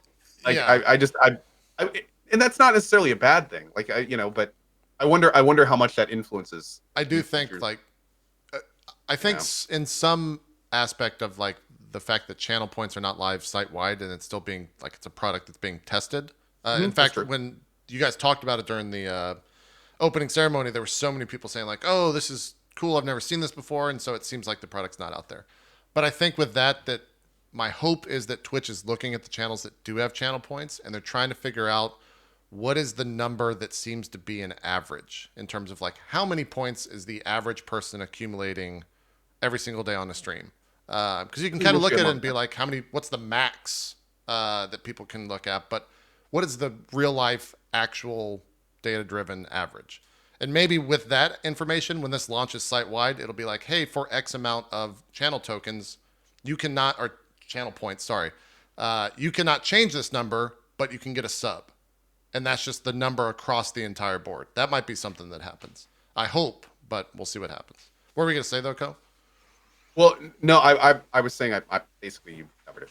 Yeah. Okay. I agree with that. Yeah. What could also be kind of interesting is doing kind of like a reverse system, like make it so the viewer has, like, I really like what Zeke said about like confirming you've watched ads, because I'm sure if Twitch approached advertising agencies and were like, look, we can play ads for you, but we can also return if somebody has watched that ad to the end and clicked the button. Would that be meaningful? I bet you many advertisers would be like, oh, you saying that I could get feedback on people that I'm sure watched the ad or at least had a much higher chance of it? Yeah, I'd want to do that. So being able to leverage that and then make it so like maybe you have to watch X amount of ads like that. And once you've met a quota, then you automatically get a sub for the rest of the month on that channel, where it's like you've already put in some income, some work. Yeah. And you've already done something for Twitch, so they will reward you for the rest of that month. Maybe there's something where that could be explored, where you watch X ads and you get a free token that you can use on any Twitch channel you watch, or some kind of quid pro quo system that the viewers could then use with Twitch. Yeah. That could be kind of fun. I agree. Yeah, like a this for crow system. Well, yeah, no. So people are saying that's easy to farm and overcomplicated. Well, the point is it's like it would be that way. But think about it. Think about all the people that aren't in a position to pay for subs, but they watch Twitch all the time. And if you were to tell them like, hey, if you were to start doing this and watching these ads and doing it, you could get a free sub every month to the channels that you like watching. For somebody that wouldn't have had any money to pay anyway, that could be a really lucrative thing to do. Yeah. So, and more importantly, it'd give them at least one avenue to getting into the sub without having to like actually open their wallet. Right. Yep. I think it would be an interesting thing to check out. Ooh. What about this? What if you had you saved up your channel points, and then you opted into a list? Like, I have this many salt points in JP's channel, top of the list for gift subs. Oh, in terms of being viewable to people on the channel so that other people can gift them. Yeah. Exactly. Like a good faith system or something like that. Dude, Yeah, like I have Funny you watched say the channel that. for this long, and I'm waiting. I have this many salt points, so I'm at the top of the list for the next gift sub or whatever. Right. So Zeke, it's If funny you that you say chose that. to do it, whatever. We've had our token system in our channel for a while. So what happens now is every single night at 2 a.m., my system parses every single person that chatted the day before. Then it collects all the non-subs in a list. And it sorts them by the highest tokens in the channel. All the top people every day get VIP status if they are the highest token holding non-sub that spoke the day before. So we use the VIP system in my channel. Oh wow. As a sub gift targeting system. Anyone that comes in that gets VIP, it's like, oh, that's a long timer that's not a sub. And then if somebody gets them a sub, then my bot immediately looks in the last 15 minutes, finds the highest non-sub token holder, and then gives them VIP. So it's like a system that's constantly targeting non-VIP subsystems. Twitch should just steal that. Well, I'm curious. And put it in channel points. For people that randomly gift subs in your channel, do those VIPs ever get hit? Oh, all the time. I do mostly. No, I'm not saying targeted. I'm saying for just a random gift sub, do the VIPs ever get hit? As in, does Twitch's system match your system? It. Okay. Absolutely, yes. Good. It doesn't seem to be super relevant. It's not like all the VIPs get hit in a 10 sub bomb that are VIP that day. Yeah. But I have certainly seen, like, in fact, at one point I was trying to gift someone a sub and somebody sub bombed, and the person I was trying to sub got hit while my payment was processing. And it's like, well, there we go. Okay. Yeah. But yeah, it I don't know if it's influenced. I don't know if you give someone VIP, if that actually factors into the gift bomb algorithm. That's really interesting. Yeah. But yeah. Yeah.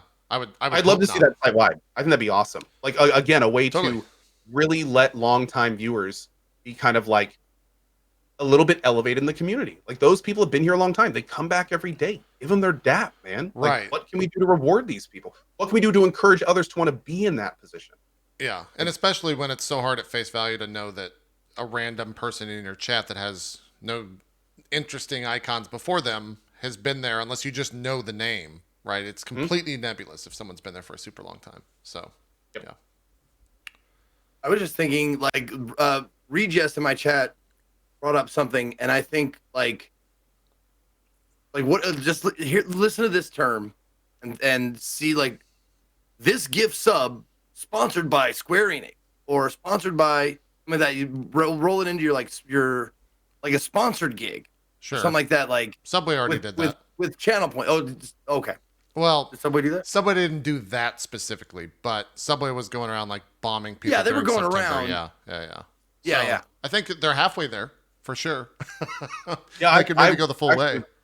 They skipped my channel for the sub bombs. I was going to go to Subway, but I went to Firehouse instead. Screw that noise. Yeah. Well, I mean, it's always the rubber chicken and whatnot, you know. No, I think that would be something you could bring up to a sponsor. Like, if you're doing a sponsor gig, like, hey, I'll do a 2-hour sponsor thing. If you throw in, on top of what you're already doing, throw in 100 gift subs for my viewers or something. That happened yesterday, maybe not for a sponsored thing, but like Ithalian hit 1 million followers. Congrats, by the way. And then Streamlabs dropped like 100 subs in there. So I think sponsors are starting. And I don't know, but I think Madrina's does something like that. I think Madrina's does that just a few days ago. I got I was tweeting about how I got Elgato key lights. Like, I completely replaced my umbrella lights with 3 of the key lights now.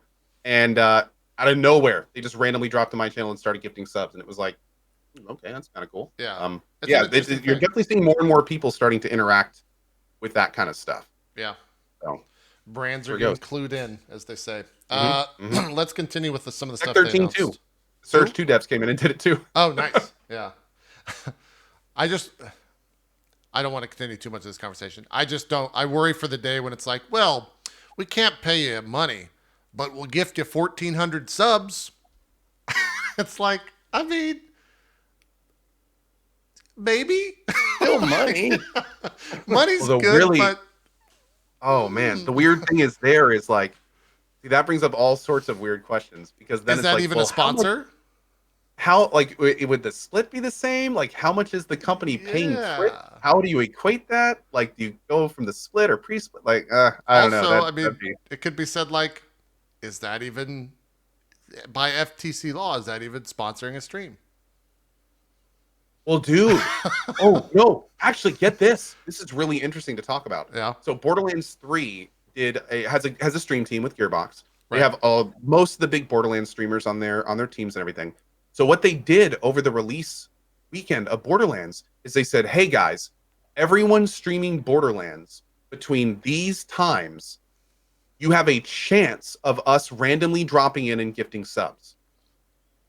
Hmm. Now, when I read that, I immediately thought that was illegal because I was like, "Let me get this straight. You're basically saying we're asking you to play our product between these hours, and we might pay you." Right. Oh, and they actually said in the thing you have to put like sweepstakes or something in your title. Like they were putting actual like you need to do this stipulations to be qualified for it. And I actually ended up looking into it, and sure enough, no, it's completely legal. Like Yeah. I actually ended up talking to my management about it, and they were like, no, the way that everything works right now, because there's like it's not a guarantee, it's a sweepstakes, which has its own connotations and legality and stuff. And it's like, no, they're basically just like getting free work off people and saying we might or may not pay you. We'll see. Yikes. Kind of wild. I mean, I believe it. I believe it 100%. Even weirder if they did that, but they also have the dedicated stream team. Full So it's like sponsor they have the streams, people that are for sure getting the money and probably getting a lot of it, and then it's like they have this other like you can maybe be involved too. Right. Yeah, that's a weird thing. It's a very slippery slope to see It was corporate even strange companies because like the go people on and the gifting stream team were subs. doing it too. What do you mean, like So it's gifting like subs to their own channel? no, like Gearbox was like the people that were on the Gearbox stream team that were getting paid for all their work were also doing the sweepstakes ad thing in their title. Oh, So it's weird. like are they being paid to participate or are they also getting a chance at it? Like it's just the grayness was nuts. Yeah, it's definitely Twitch gets weirder. That's for sure. It's very interesting stuff to talk about because Yeah. like we're on the cutting edge of this medium. Twitch is the largest live streaming service right now, and it's like there's nothing really else to compare it to. It's kind of the Wild West in a lot of ways. That's always been. Yeah. There's not a lot of legal precedent for a lot of this stuff that goes on. You can't like point back to court cases from the 90s. You know, it's just it really is the Wild West right now. It is. It is. We're not going to take a break in 6 minutes, so if you need to use the restroom, feel free. But we are going to talk about this mod view thing. Potentially one of the biggest announcements, I think, from the platform. I wish I could make this image bigger. Let me see if I can open it up on itself. Here we go. Yeah, this thing is Big. great. I don't know why I just opened that. This is great. Yeah, right here. This is what I don't know if this is a mock-up or if this is an actual test or what, but it's awesome. Like, this is the type of stuff where they announced it. And I was like, great, that's a huge announcement. Like, please focus This on actually might have me finally turning on auto mod. Yeah. If nothing else, just to give like right there, that cue right there, that's just a great like, hey, check this out, check this out, check this out. Like, especially because it's not actually like doing the moderation, it's giving the power to the mods to then go back and kind of make the final call. Yeah. That's really cool. Yeah. That's really I just love the first line. This is the worst. Why the fuck is my taco all over the floor? Yeah, from Resident Sleeper. Okay, so this has to be a mock-up because that's not a real, like, yeah. Resident Sleeper, Swift Rage, SM Orc, PJ Salt. Yeah, unless those are actual, maybe those are actual usernames. You never know. But this type I of mean, stuff. Bless RNG is his name now. So Yeah, maybe so. Are we in emote only? Yeah, so 20,000 channel points can put it into emote only mode for a minute. Oh. Yeah. Which is fun because now people have started to abuse it. So I got to figure out, because people will basically put into, here's what usually happens, separate from the mod stuff. I'll put it into, I'll ask a question to chat that is imperative to whatever I'm doing on the game. And a sub will hear that and they'll throw it into emote only mode so I can't get an answer. And then another sub will see that they're doing that. They'll throw it into emote only mode for like another minute, and then it'll start compounding on itself. Oh God.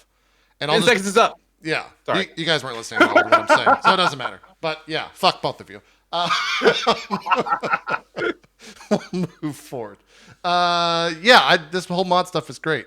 I hope that some of this stuff can be like manipulated and changed out for your own tools. Not your own tools, but like, I don't know if you don't use auto mod, this whole thing is wasted right here. Right. So I'm not sure if that needs to be there. Okay, to be fair, a few of them were within 10 seconds. So, all right. Well, I'm talking to myself now on the show. Welcome to Drop Frames with JP.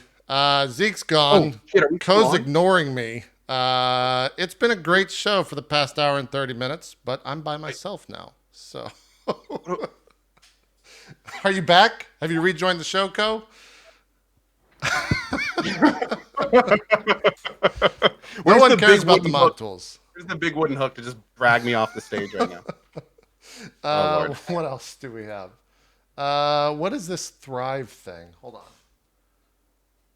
What is it? Oh, this is like their bullet points. So you can now subscribe on iOS starting October. Don't do that. It's probably. I love the way they did that. That's yeah. Like, you don't buy a sub, okay?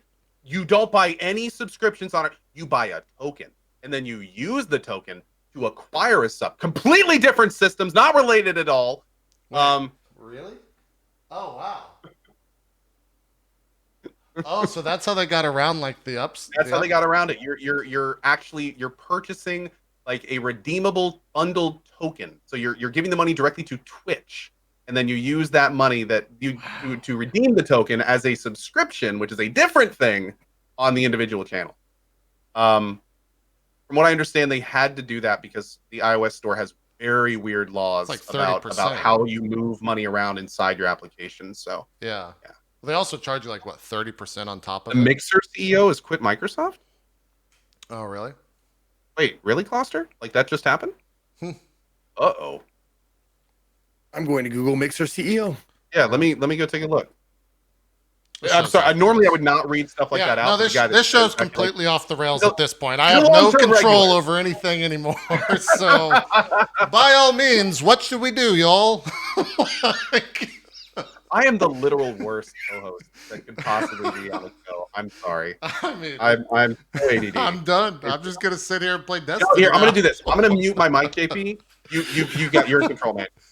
Oh man, It's so rare for me to see outside of a clip, JP just throwing his hands up and just going, fuck it, no one's listening. I've seen it 3 times, and it is it's a little scary, but also god damn, is it funny? It happens more often than not. Yeah. Oh my god, dude. Listen. I apologize, dude. I didn't mean to take the show off the rails. That was my fault. Yeah, you didn't do anything. You just went up to use the Don't worry. Today it was all me. Yeah, you're fine. You're fine. Okay. Yeah. I am stay on target. literally the worst Carnage on this show.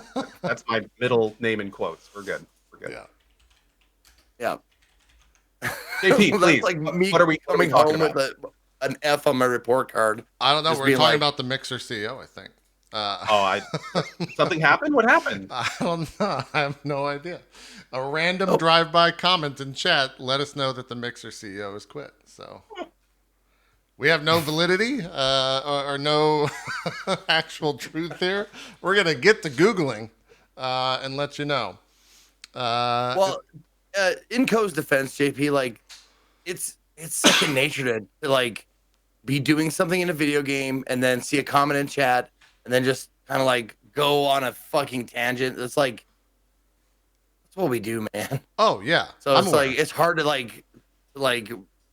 get into the show mode. Sure. Sometimes. I get it. Yeah. I get it. Anyway, especially when we feel so comfortable with each other for all these years. Right. It was co-founder, not CEO, apparently, which is different. Yeah. Okay. So. Oh yeah, and he tweeted it out. It's the Suit James guy. Oh, he says right here, "Hi everyone. Today I'm announcing my departure from Microsoft. When we started Mixer over 5 years ago, Matt, Salsmedi, and I could have only dreamed it would grow into the globally known brand as amazing community." And then he has 5 more things. But seems like he's totally cool with everything. Doesn't seem like anything's wrong. So. Wonder if his salary went to Ninja. You know, they got to pay him somehow. So. Not touching that one. I'll just leave that out there and dangle a little bit. Yeah.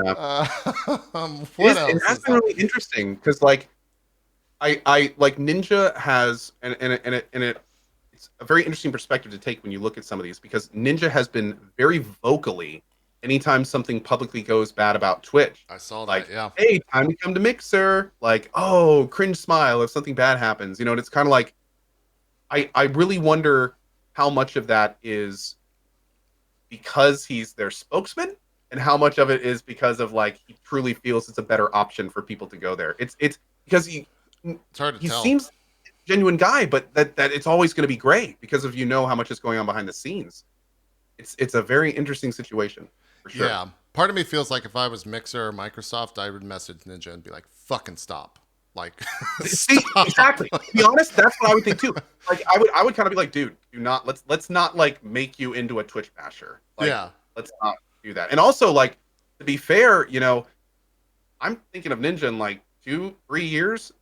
There's been very few people that have left Twitch and not come back. And it's like, what's going to happen in 2 years when Microsoft decides it's not worth the, you know, maybe they're going to drop Mixer or something. It's like, do we want to burn all these bridges? Yeah, Like, right. Twitch is, no matter how much and what happens to Twitch, it's kind of the top dog, and it probably will be for a long time, unless Yeah. something really dramatic happens. Yeah. So, I think I don't know, man. they're setting up his persona change. We've seen it like in pop stars like MC Hammer and Britney Spears. Like, they go from being like the positive, like super wholesome, to like the the bad bad boy, Bad guy. boy streaming. It's like I think they're setting him up to be. He's gonna show up in a leather jacket, like on like God. a fucking motorcycle, and be Dude. like, "Sup? You want to He stream, announces a motherfucker?" rebrand, and his logo goes from blue to red, and he gets slants over his eyes like he's pissed. Jesus. It's like, I used to be Ninja, but now I'm Ninja.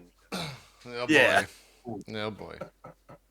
You never know. A heel To be turn, fair, there that it is, could be yeah, kinda like funny. in Like pro WWE. Yeah, he'll turn, exactly. Yeah.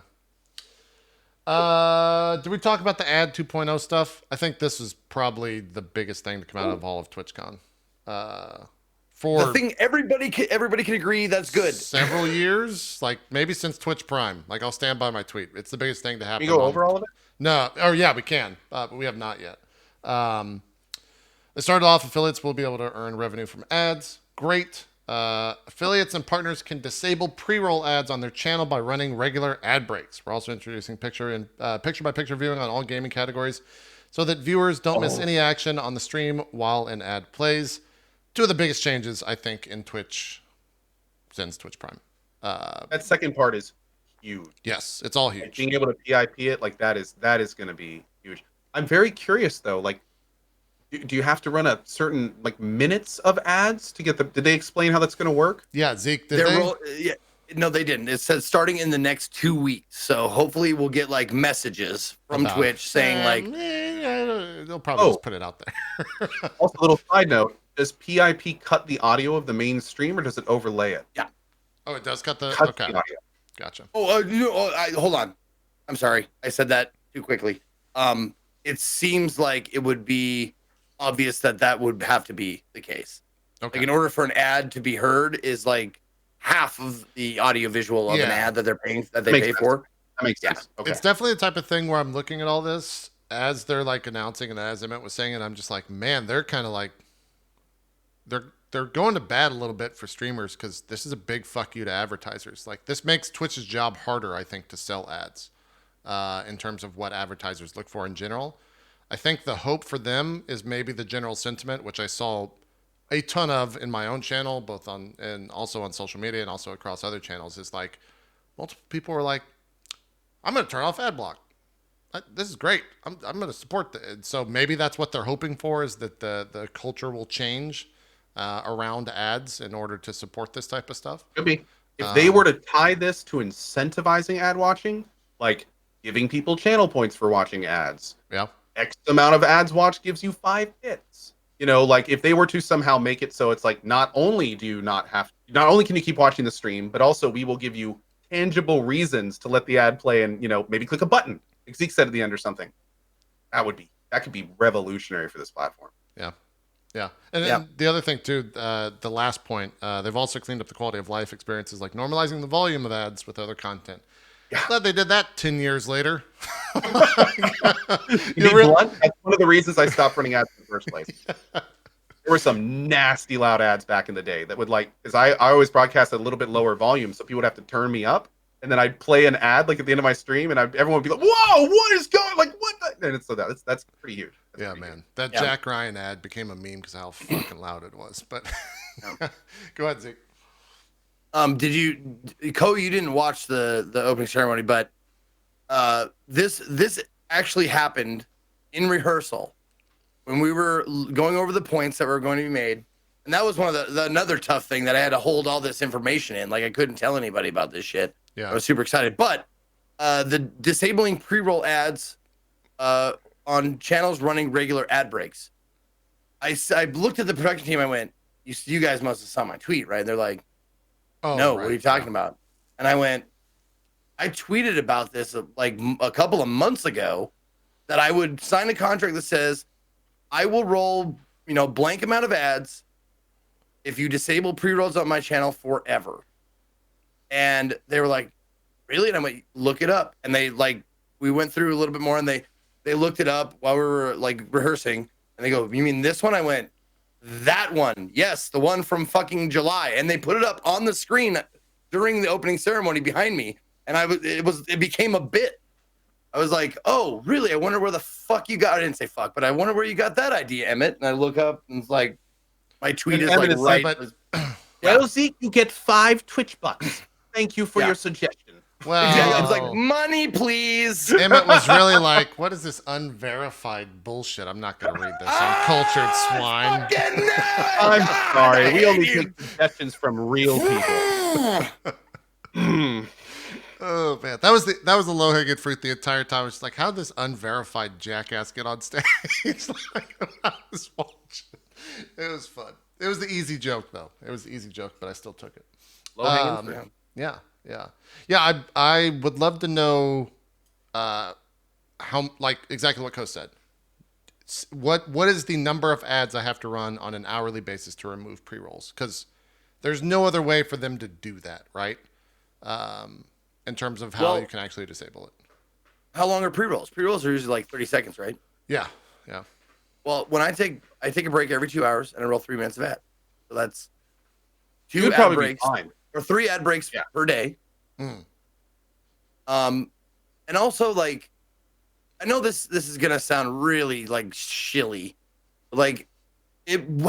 Hopefully, like, streamers will take the time to roll the ad and get up and like walk around, and like get circulation, so they're not sitting down the whole time. It's true. Yeah, it's definitely important. I think also too that coupled with the picture-in-picture viewing, like a year from now, I feel like, I hope that the entire culture around like ads on Twitch has changed, or at least started to change. Maybe saying changed completely is a little bit hopeful, I guess is how I would say that. But that was a huge stride forward, and I hope this stuff comes out sooner than later. And I think it's going to be great across the board. Very good announcements. Yeah, this one. Yeah. Was there anything else? What is this? Oh, that's like, wow, the blog is really formatted weird. Here's a little picture of the picture-in-picture. So here's the ad playing, and then it slides the video player up above chat, and then when the ad's done, it slides back over. So that type of stuff was cool. And that was mostly it from the actual opening ceremony. Zeke, did I miss anything? The other ad thing is that non-partners and non-affiliates do not have ads. Oh, right. Yes. Yeah. That's really important for anyone who wants to start streaming. You do not have to have an ad, or you won't get ads, because anybody that has ads on their channel, those ads are supporting that person. Oh. Yeah, instead of going straight to Twitch. Oh, wow. That's going to give them a real leg up. That's great. Yeah. I also wonder how much of a hit Twitch will take. Didn't they say that they had, Zeke, you might know the stat, it might be in your notes. Didn't they say they had 250,000 affiliates or something this year? Wasn't that the number? At the top of the show? I don't know. I think Zeke maybe said that. like some staggering fucking number. I'm hoping I get that number right. 240,000 is how many affiliates they had this year. That's insane. Like That is insane. That's Oh, as of today, we have over 697,000 affiliates broadcasting their gaming moments. 242,000 of those signed on in 2019. Jesus. That was from Wheat Speech. I would love to know how much bigger that is than like every other platform. That is a staggering number. That is a staggering That's number. fucking crazy. That's insane. If you were to think that one person is watching each of those streams regularly, and then God forbid 2, 3, 4, 5, like just the amount of viewers alone in those channels per month would be like obscene. Yeah. That's wow. It's pretty crazy. Yeah. Yeah. There's so many data, or so many different data points that'd be interesting to pull from there. Like, how many of those have more than 10 viewers? How many of those have more than 100 viewers? How many, like, all that stuff would be so interesting to see. But Twitch will hold that close to their chest, I'm sure. And then on Sunday, they announced some more shit. Just kind of they just put out a blog post and announced more things. And I can kind of see why they left it out of the opening ceremony, because some of the stuff here, starting with the polls, where a subscriber gets 2 times the amount of votes. Okay, can we talk about how incredibly confusing that little thing that they showed was, of all the things to show? Because like that started a debate between me and many people. They put up a GIF. Oh. No, they put up a GIF of the voting, and you see the guy press vote. And when he presses vote, the button turns into you can press this again for bits. But then directly after that, a thing pops up saying in the polling window, saying so-and-so has given 100 bits. So it's like, okay, if the bits are showing up in that window, that means that probably it's associated with a polling system. Yeah. It came up right after he hit submit. Did he just pay 100 bits to vote? Is that what happened? And then he could pay 10 more to keep voting? Or was the vote free and somebody else dipped 100 bits and it just happened to show up in the poll window? Like it was very, very strange. And I talked to a lot of people and nobody could give me a straight answer. Yeah. That's not, yeah. Did it say when this is, starting in October? Yeah. Like, I don't know if you have the GIF. Maybe I'll try to find it. They tweeted that out, right? You're talking about it was on the Twitter for sure. Like I know it was there. But another thing is it's like, and I actually put up a tweet about this. It's kind of like, I really like that they're giving streamers more options to utilize bits. That's good. We've been asking for this. But in the same vein, like subscribers get 2x, being able to pay me money to vote again. What if I don't want that? What if I just want everybody 1 for 1 able to do a vote, and I don't want them to be able to vote twice for more money? Like, what if I just want to take like an actual normal poll? Can I do that with this system? Or is it always going to be weighted financially? In which case I probably will not use the system at all, because that seems kind of obscene. But yeah, I would assume it's opt-in, right? I would assume, but like, who knows? That's a big assumption, man. Yeah. I know. Very true. Fair. See, watch this. Okay, so you select something, hit vote, that comes up again, and then that silent bill thing pops up in the same color as the vote bar, and it's in the window, and it's like, what does that 100 bits mean? Well, and I think that it's I'm trying to think of how I want to phrase this. It's a bit presumptuous on Twitch to think that streamers would, 1, want this, and 2, would want the validity of the poll fucked with. Because like, as a streamer, we're not running a poll to make money. We're running a poll to see what people want the stream to do, right? Like, I guess maybe that is, you could say like, sure, you're wanting to see the most amount of people will watch that content for monetary purposes. Sure. It's still fucking weird though, like to have money come into play to manipulate that. I mean, not to sound disheartening here. I know a lot of streamers that would use a pay-to-vote system. Yeah, sure. If Twitch put it in, they'd feel valid. So I mean, validated, yeah. Yeah. So I think don't get like I said in my tweets, if they want to allow people to do that, whatever. That's on the streamer to make that decision.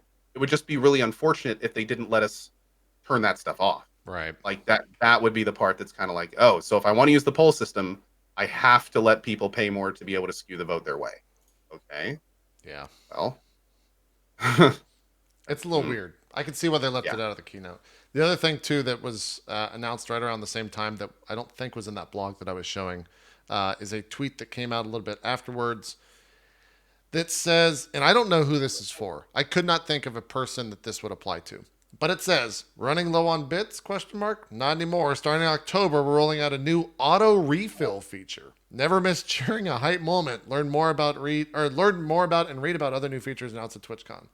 But like, who's that for?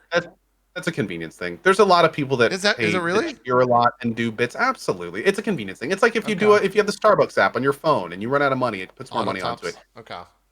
I don't see it as a big deal. It's a convenience thing. It's as long as it's not on by default. It's like Yeah. I think it's fine. Okay. It's just- All right. yeah. But again, it should really not be on by default. That would be scandalous. Yeah. Fucking yikes.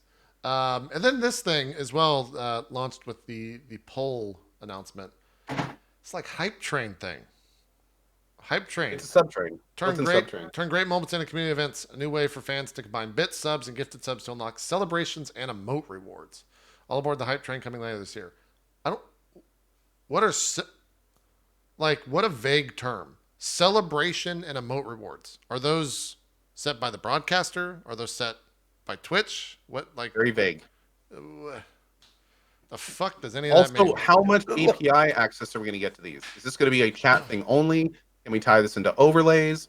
Like, how can we set the hype train variables? If it's anything like channel points, probably not. Channel points we Yeah. can almost change nothing on. So is this going to be another system where they're going to tell us how we need to do our hype trains? Or are they going to give us a lot of malleability so we can really adjust it to our channel and how we run our show? Like, lots and lots of questions. Yeah. Cool idea though. I mean, sub trains have been on Twitch since I've been streaming here 6 years ago. I'm sure they were here a long time before that. And they So work. to see them finally pull it under the umbrella, that's cool. And maybe even the fact that a sub train can then have like meaningfully cool rewards. Like imagine if a hype train got big enough and every single viewer in the channel got access to emotes for 30 minutes. Yeah.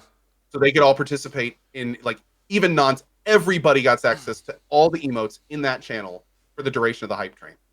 That kind of stuff could be fun. That's stuff that only Twitch could do. Right. It could be really interesting and fun. So hopefully they'll go that route and not like you get to a certain ending of the hub train and a little thing pops up and it's like, hey, would you like to pay 500 bits to unlock or something? Just Fuck yeah. oh, I could see lots of bad directions to take it, but Part of me keep it pure and it could be a really cool system. Yeah, part of me wonders, like, and it's probably the very questions that they're struggling with internally is, how does that scale, right? Like, what does a level 2 hype train look like for someone with That's 30,000 the viewers question. Yeah, and someone with 30, right?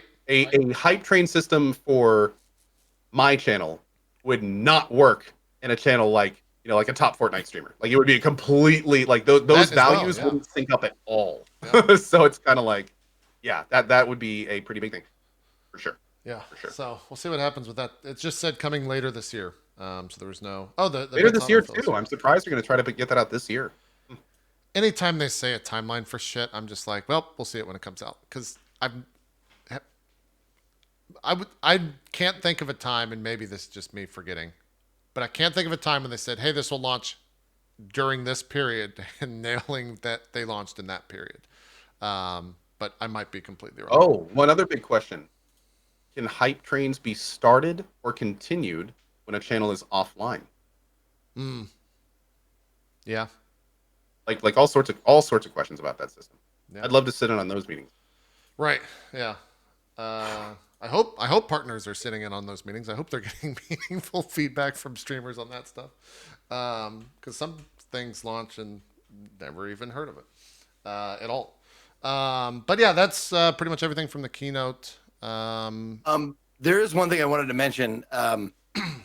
As far as like the end of the interview or whatever you want to call it. Yeah. When Emmett was asked questions from the audience or from Twitter and Twitch. Yeah. And stuff like that. And I just want to say, like, there was one, the very last question was from a person that originally was like on Twitter. Like I put it out on Twitter and they said, obviously any real questions people want to ask will never be asked. So who gives a shit? And I called them a Debbie Downer. It's like, you're such a Debbie Downer. And because I was, I don't want to like flat out insult them, but like, give me something else. Hmm. And eventually we went through this back and forth on Twitter, and their question ended up getting asked. It was the who's in charge of channel moderation on Twitch? Is it a team of people? If so, who has the last say? And that kind of stuff. And these questions, I just want to say the questions that were asked were approved by Emmett. Like he was like, this, I want to answer this question. That's cool. So like whatever credit that counts for, however big or small credit, like that was pretty all right. Yeah, I think overall it was a different opening ceremony, but a welcomed one. I'm glad Emmett.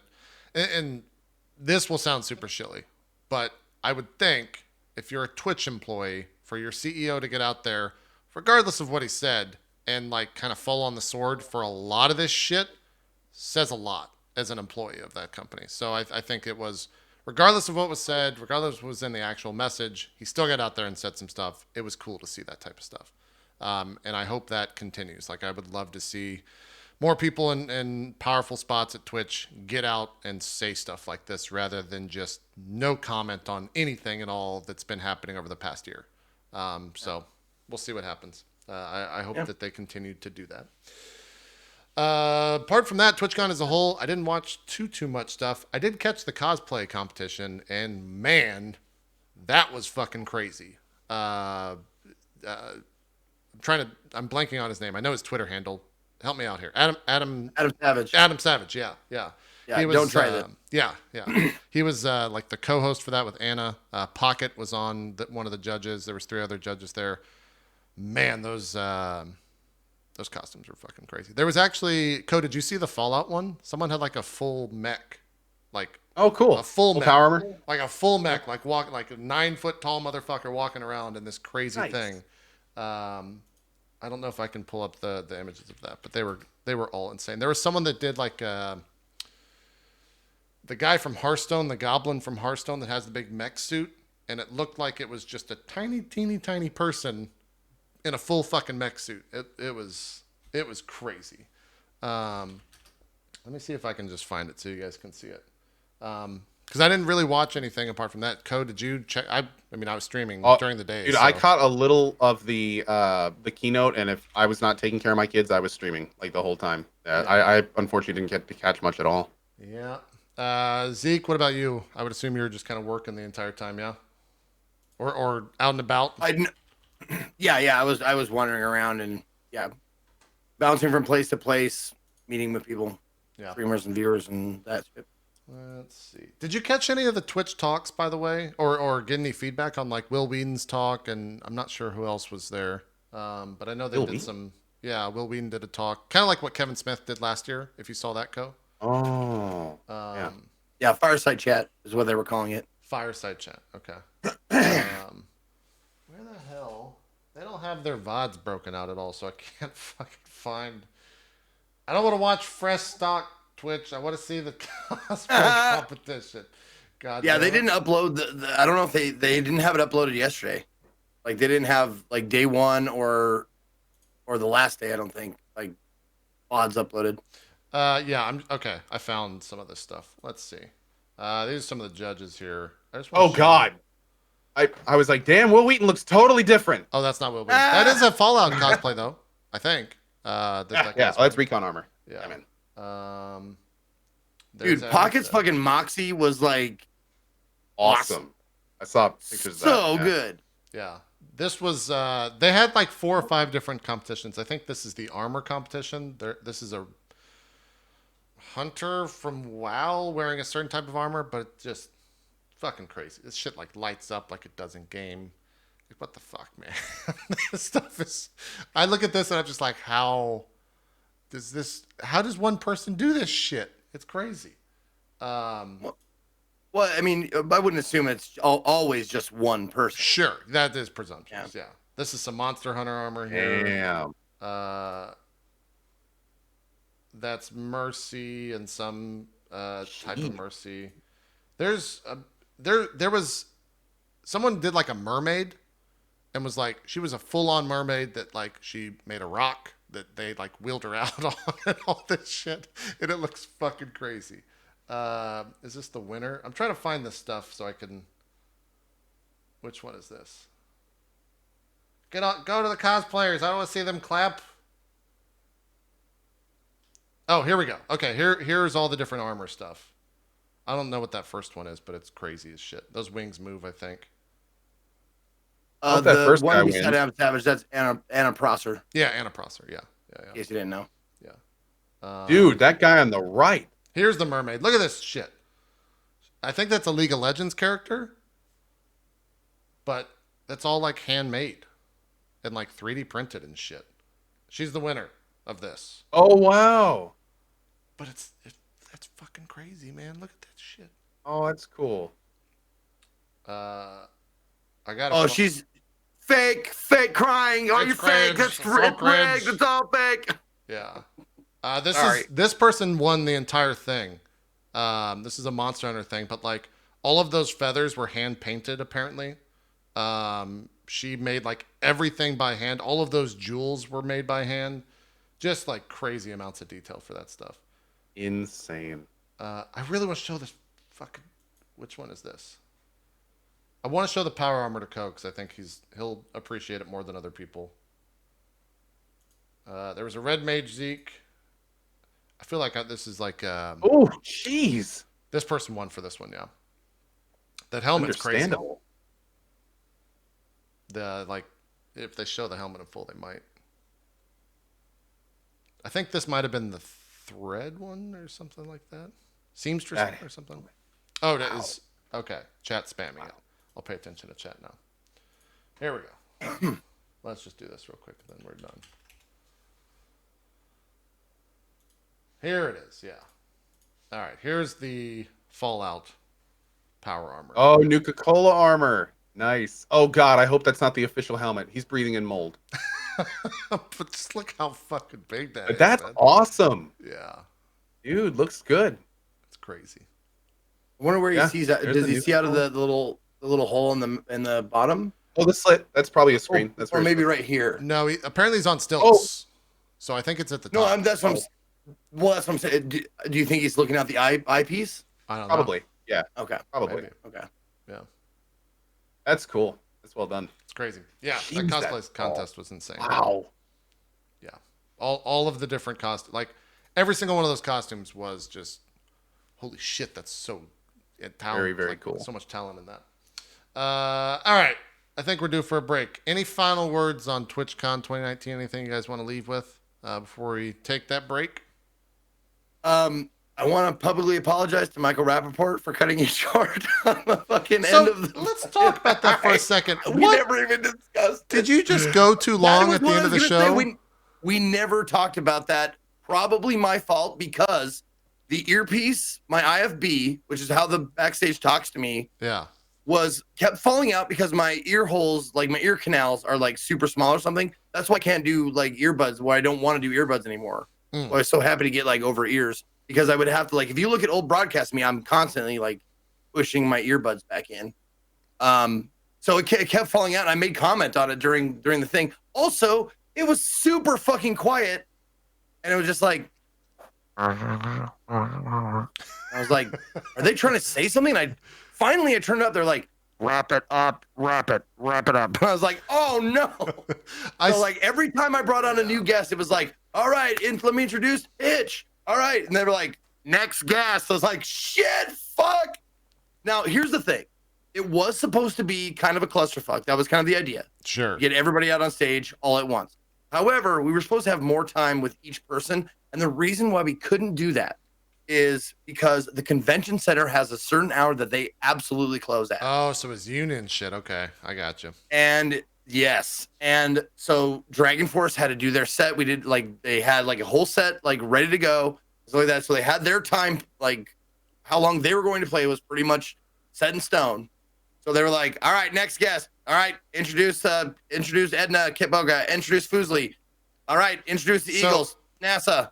And then it was like Michael Rappaport was like, please let me take a little bit with Michael Rappaport.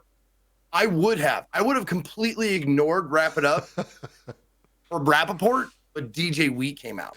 So none of that was scripted. Like Wheat coming out and saying like, "Hey, we got to move on." Like that was all legit. No, that was scripted, but I thought he was going to give me more time. Oh, he came out to start the bit. Okay. Yeah.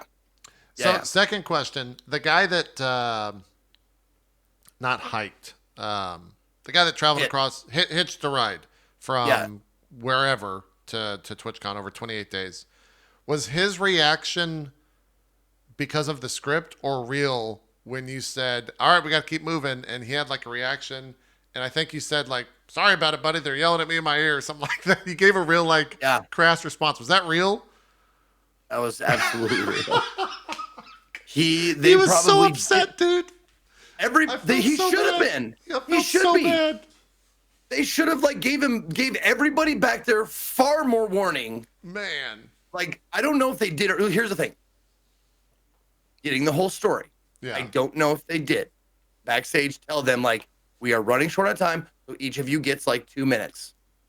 If they did, fine. If they didn't, fuck. Yeah. Because that's what they were doing to me. And it was the same thing with the Kevin Smith interview last year. We went like 15 fucking minutes over time because I would not cut off Kevin Smith. Sure. Eventually, they were yelling at me like, you gotta cut. It's 15 minutes over. Other people need to use the stage. And that was like I was like, oh yeah, we're being selfish with this stage. So I gotta like cut it off. Yeah. I like put my hand on Kevin Smith and he was like, we gotta wrap it up, don't we? I was like, yeah, unfortunately. And the crowd, boo!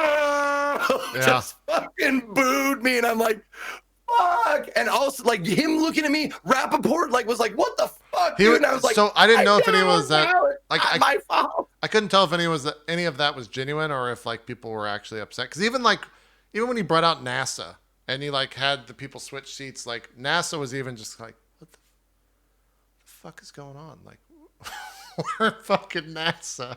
We got one question. So I mean, thankfully NASA did have like a talk later on that, or like the next day or something like that. They had like a panel you could go to.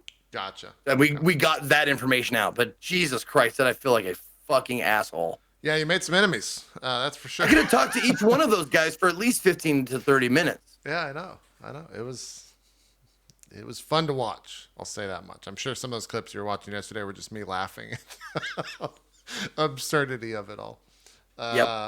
Anyways, that's TwitchCon. Anyway. Those are our thoughts on all that stuff. There's a lot that happened, so if you have other questions, feel free to ask us on our own channels and stuff like that. We're going to take a break. We'll come back, talk some AI Somnium files. AI the Somnium files. The Somnium files, okay.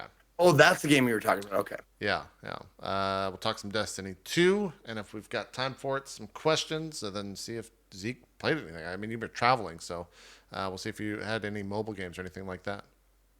Don't spoil it. Don't answer. I won't. As I started to see the answer. Anyways, let's take a break. We'll come back. There's more drop frames right after this. We'll see you guys then.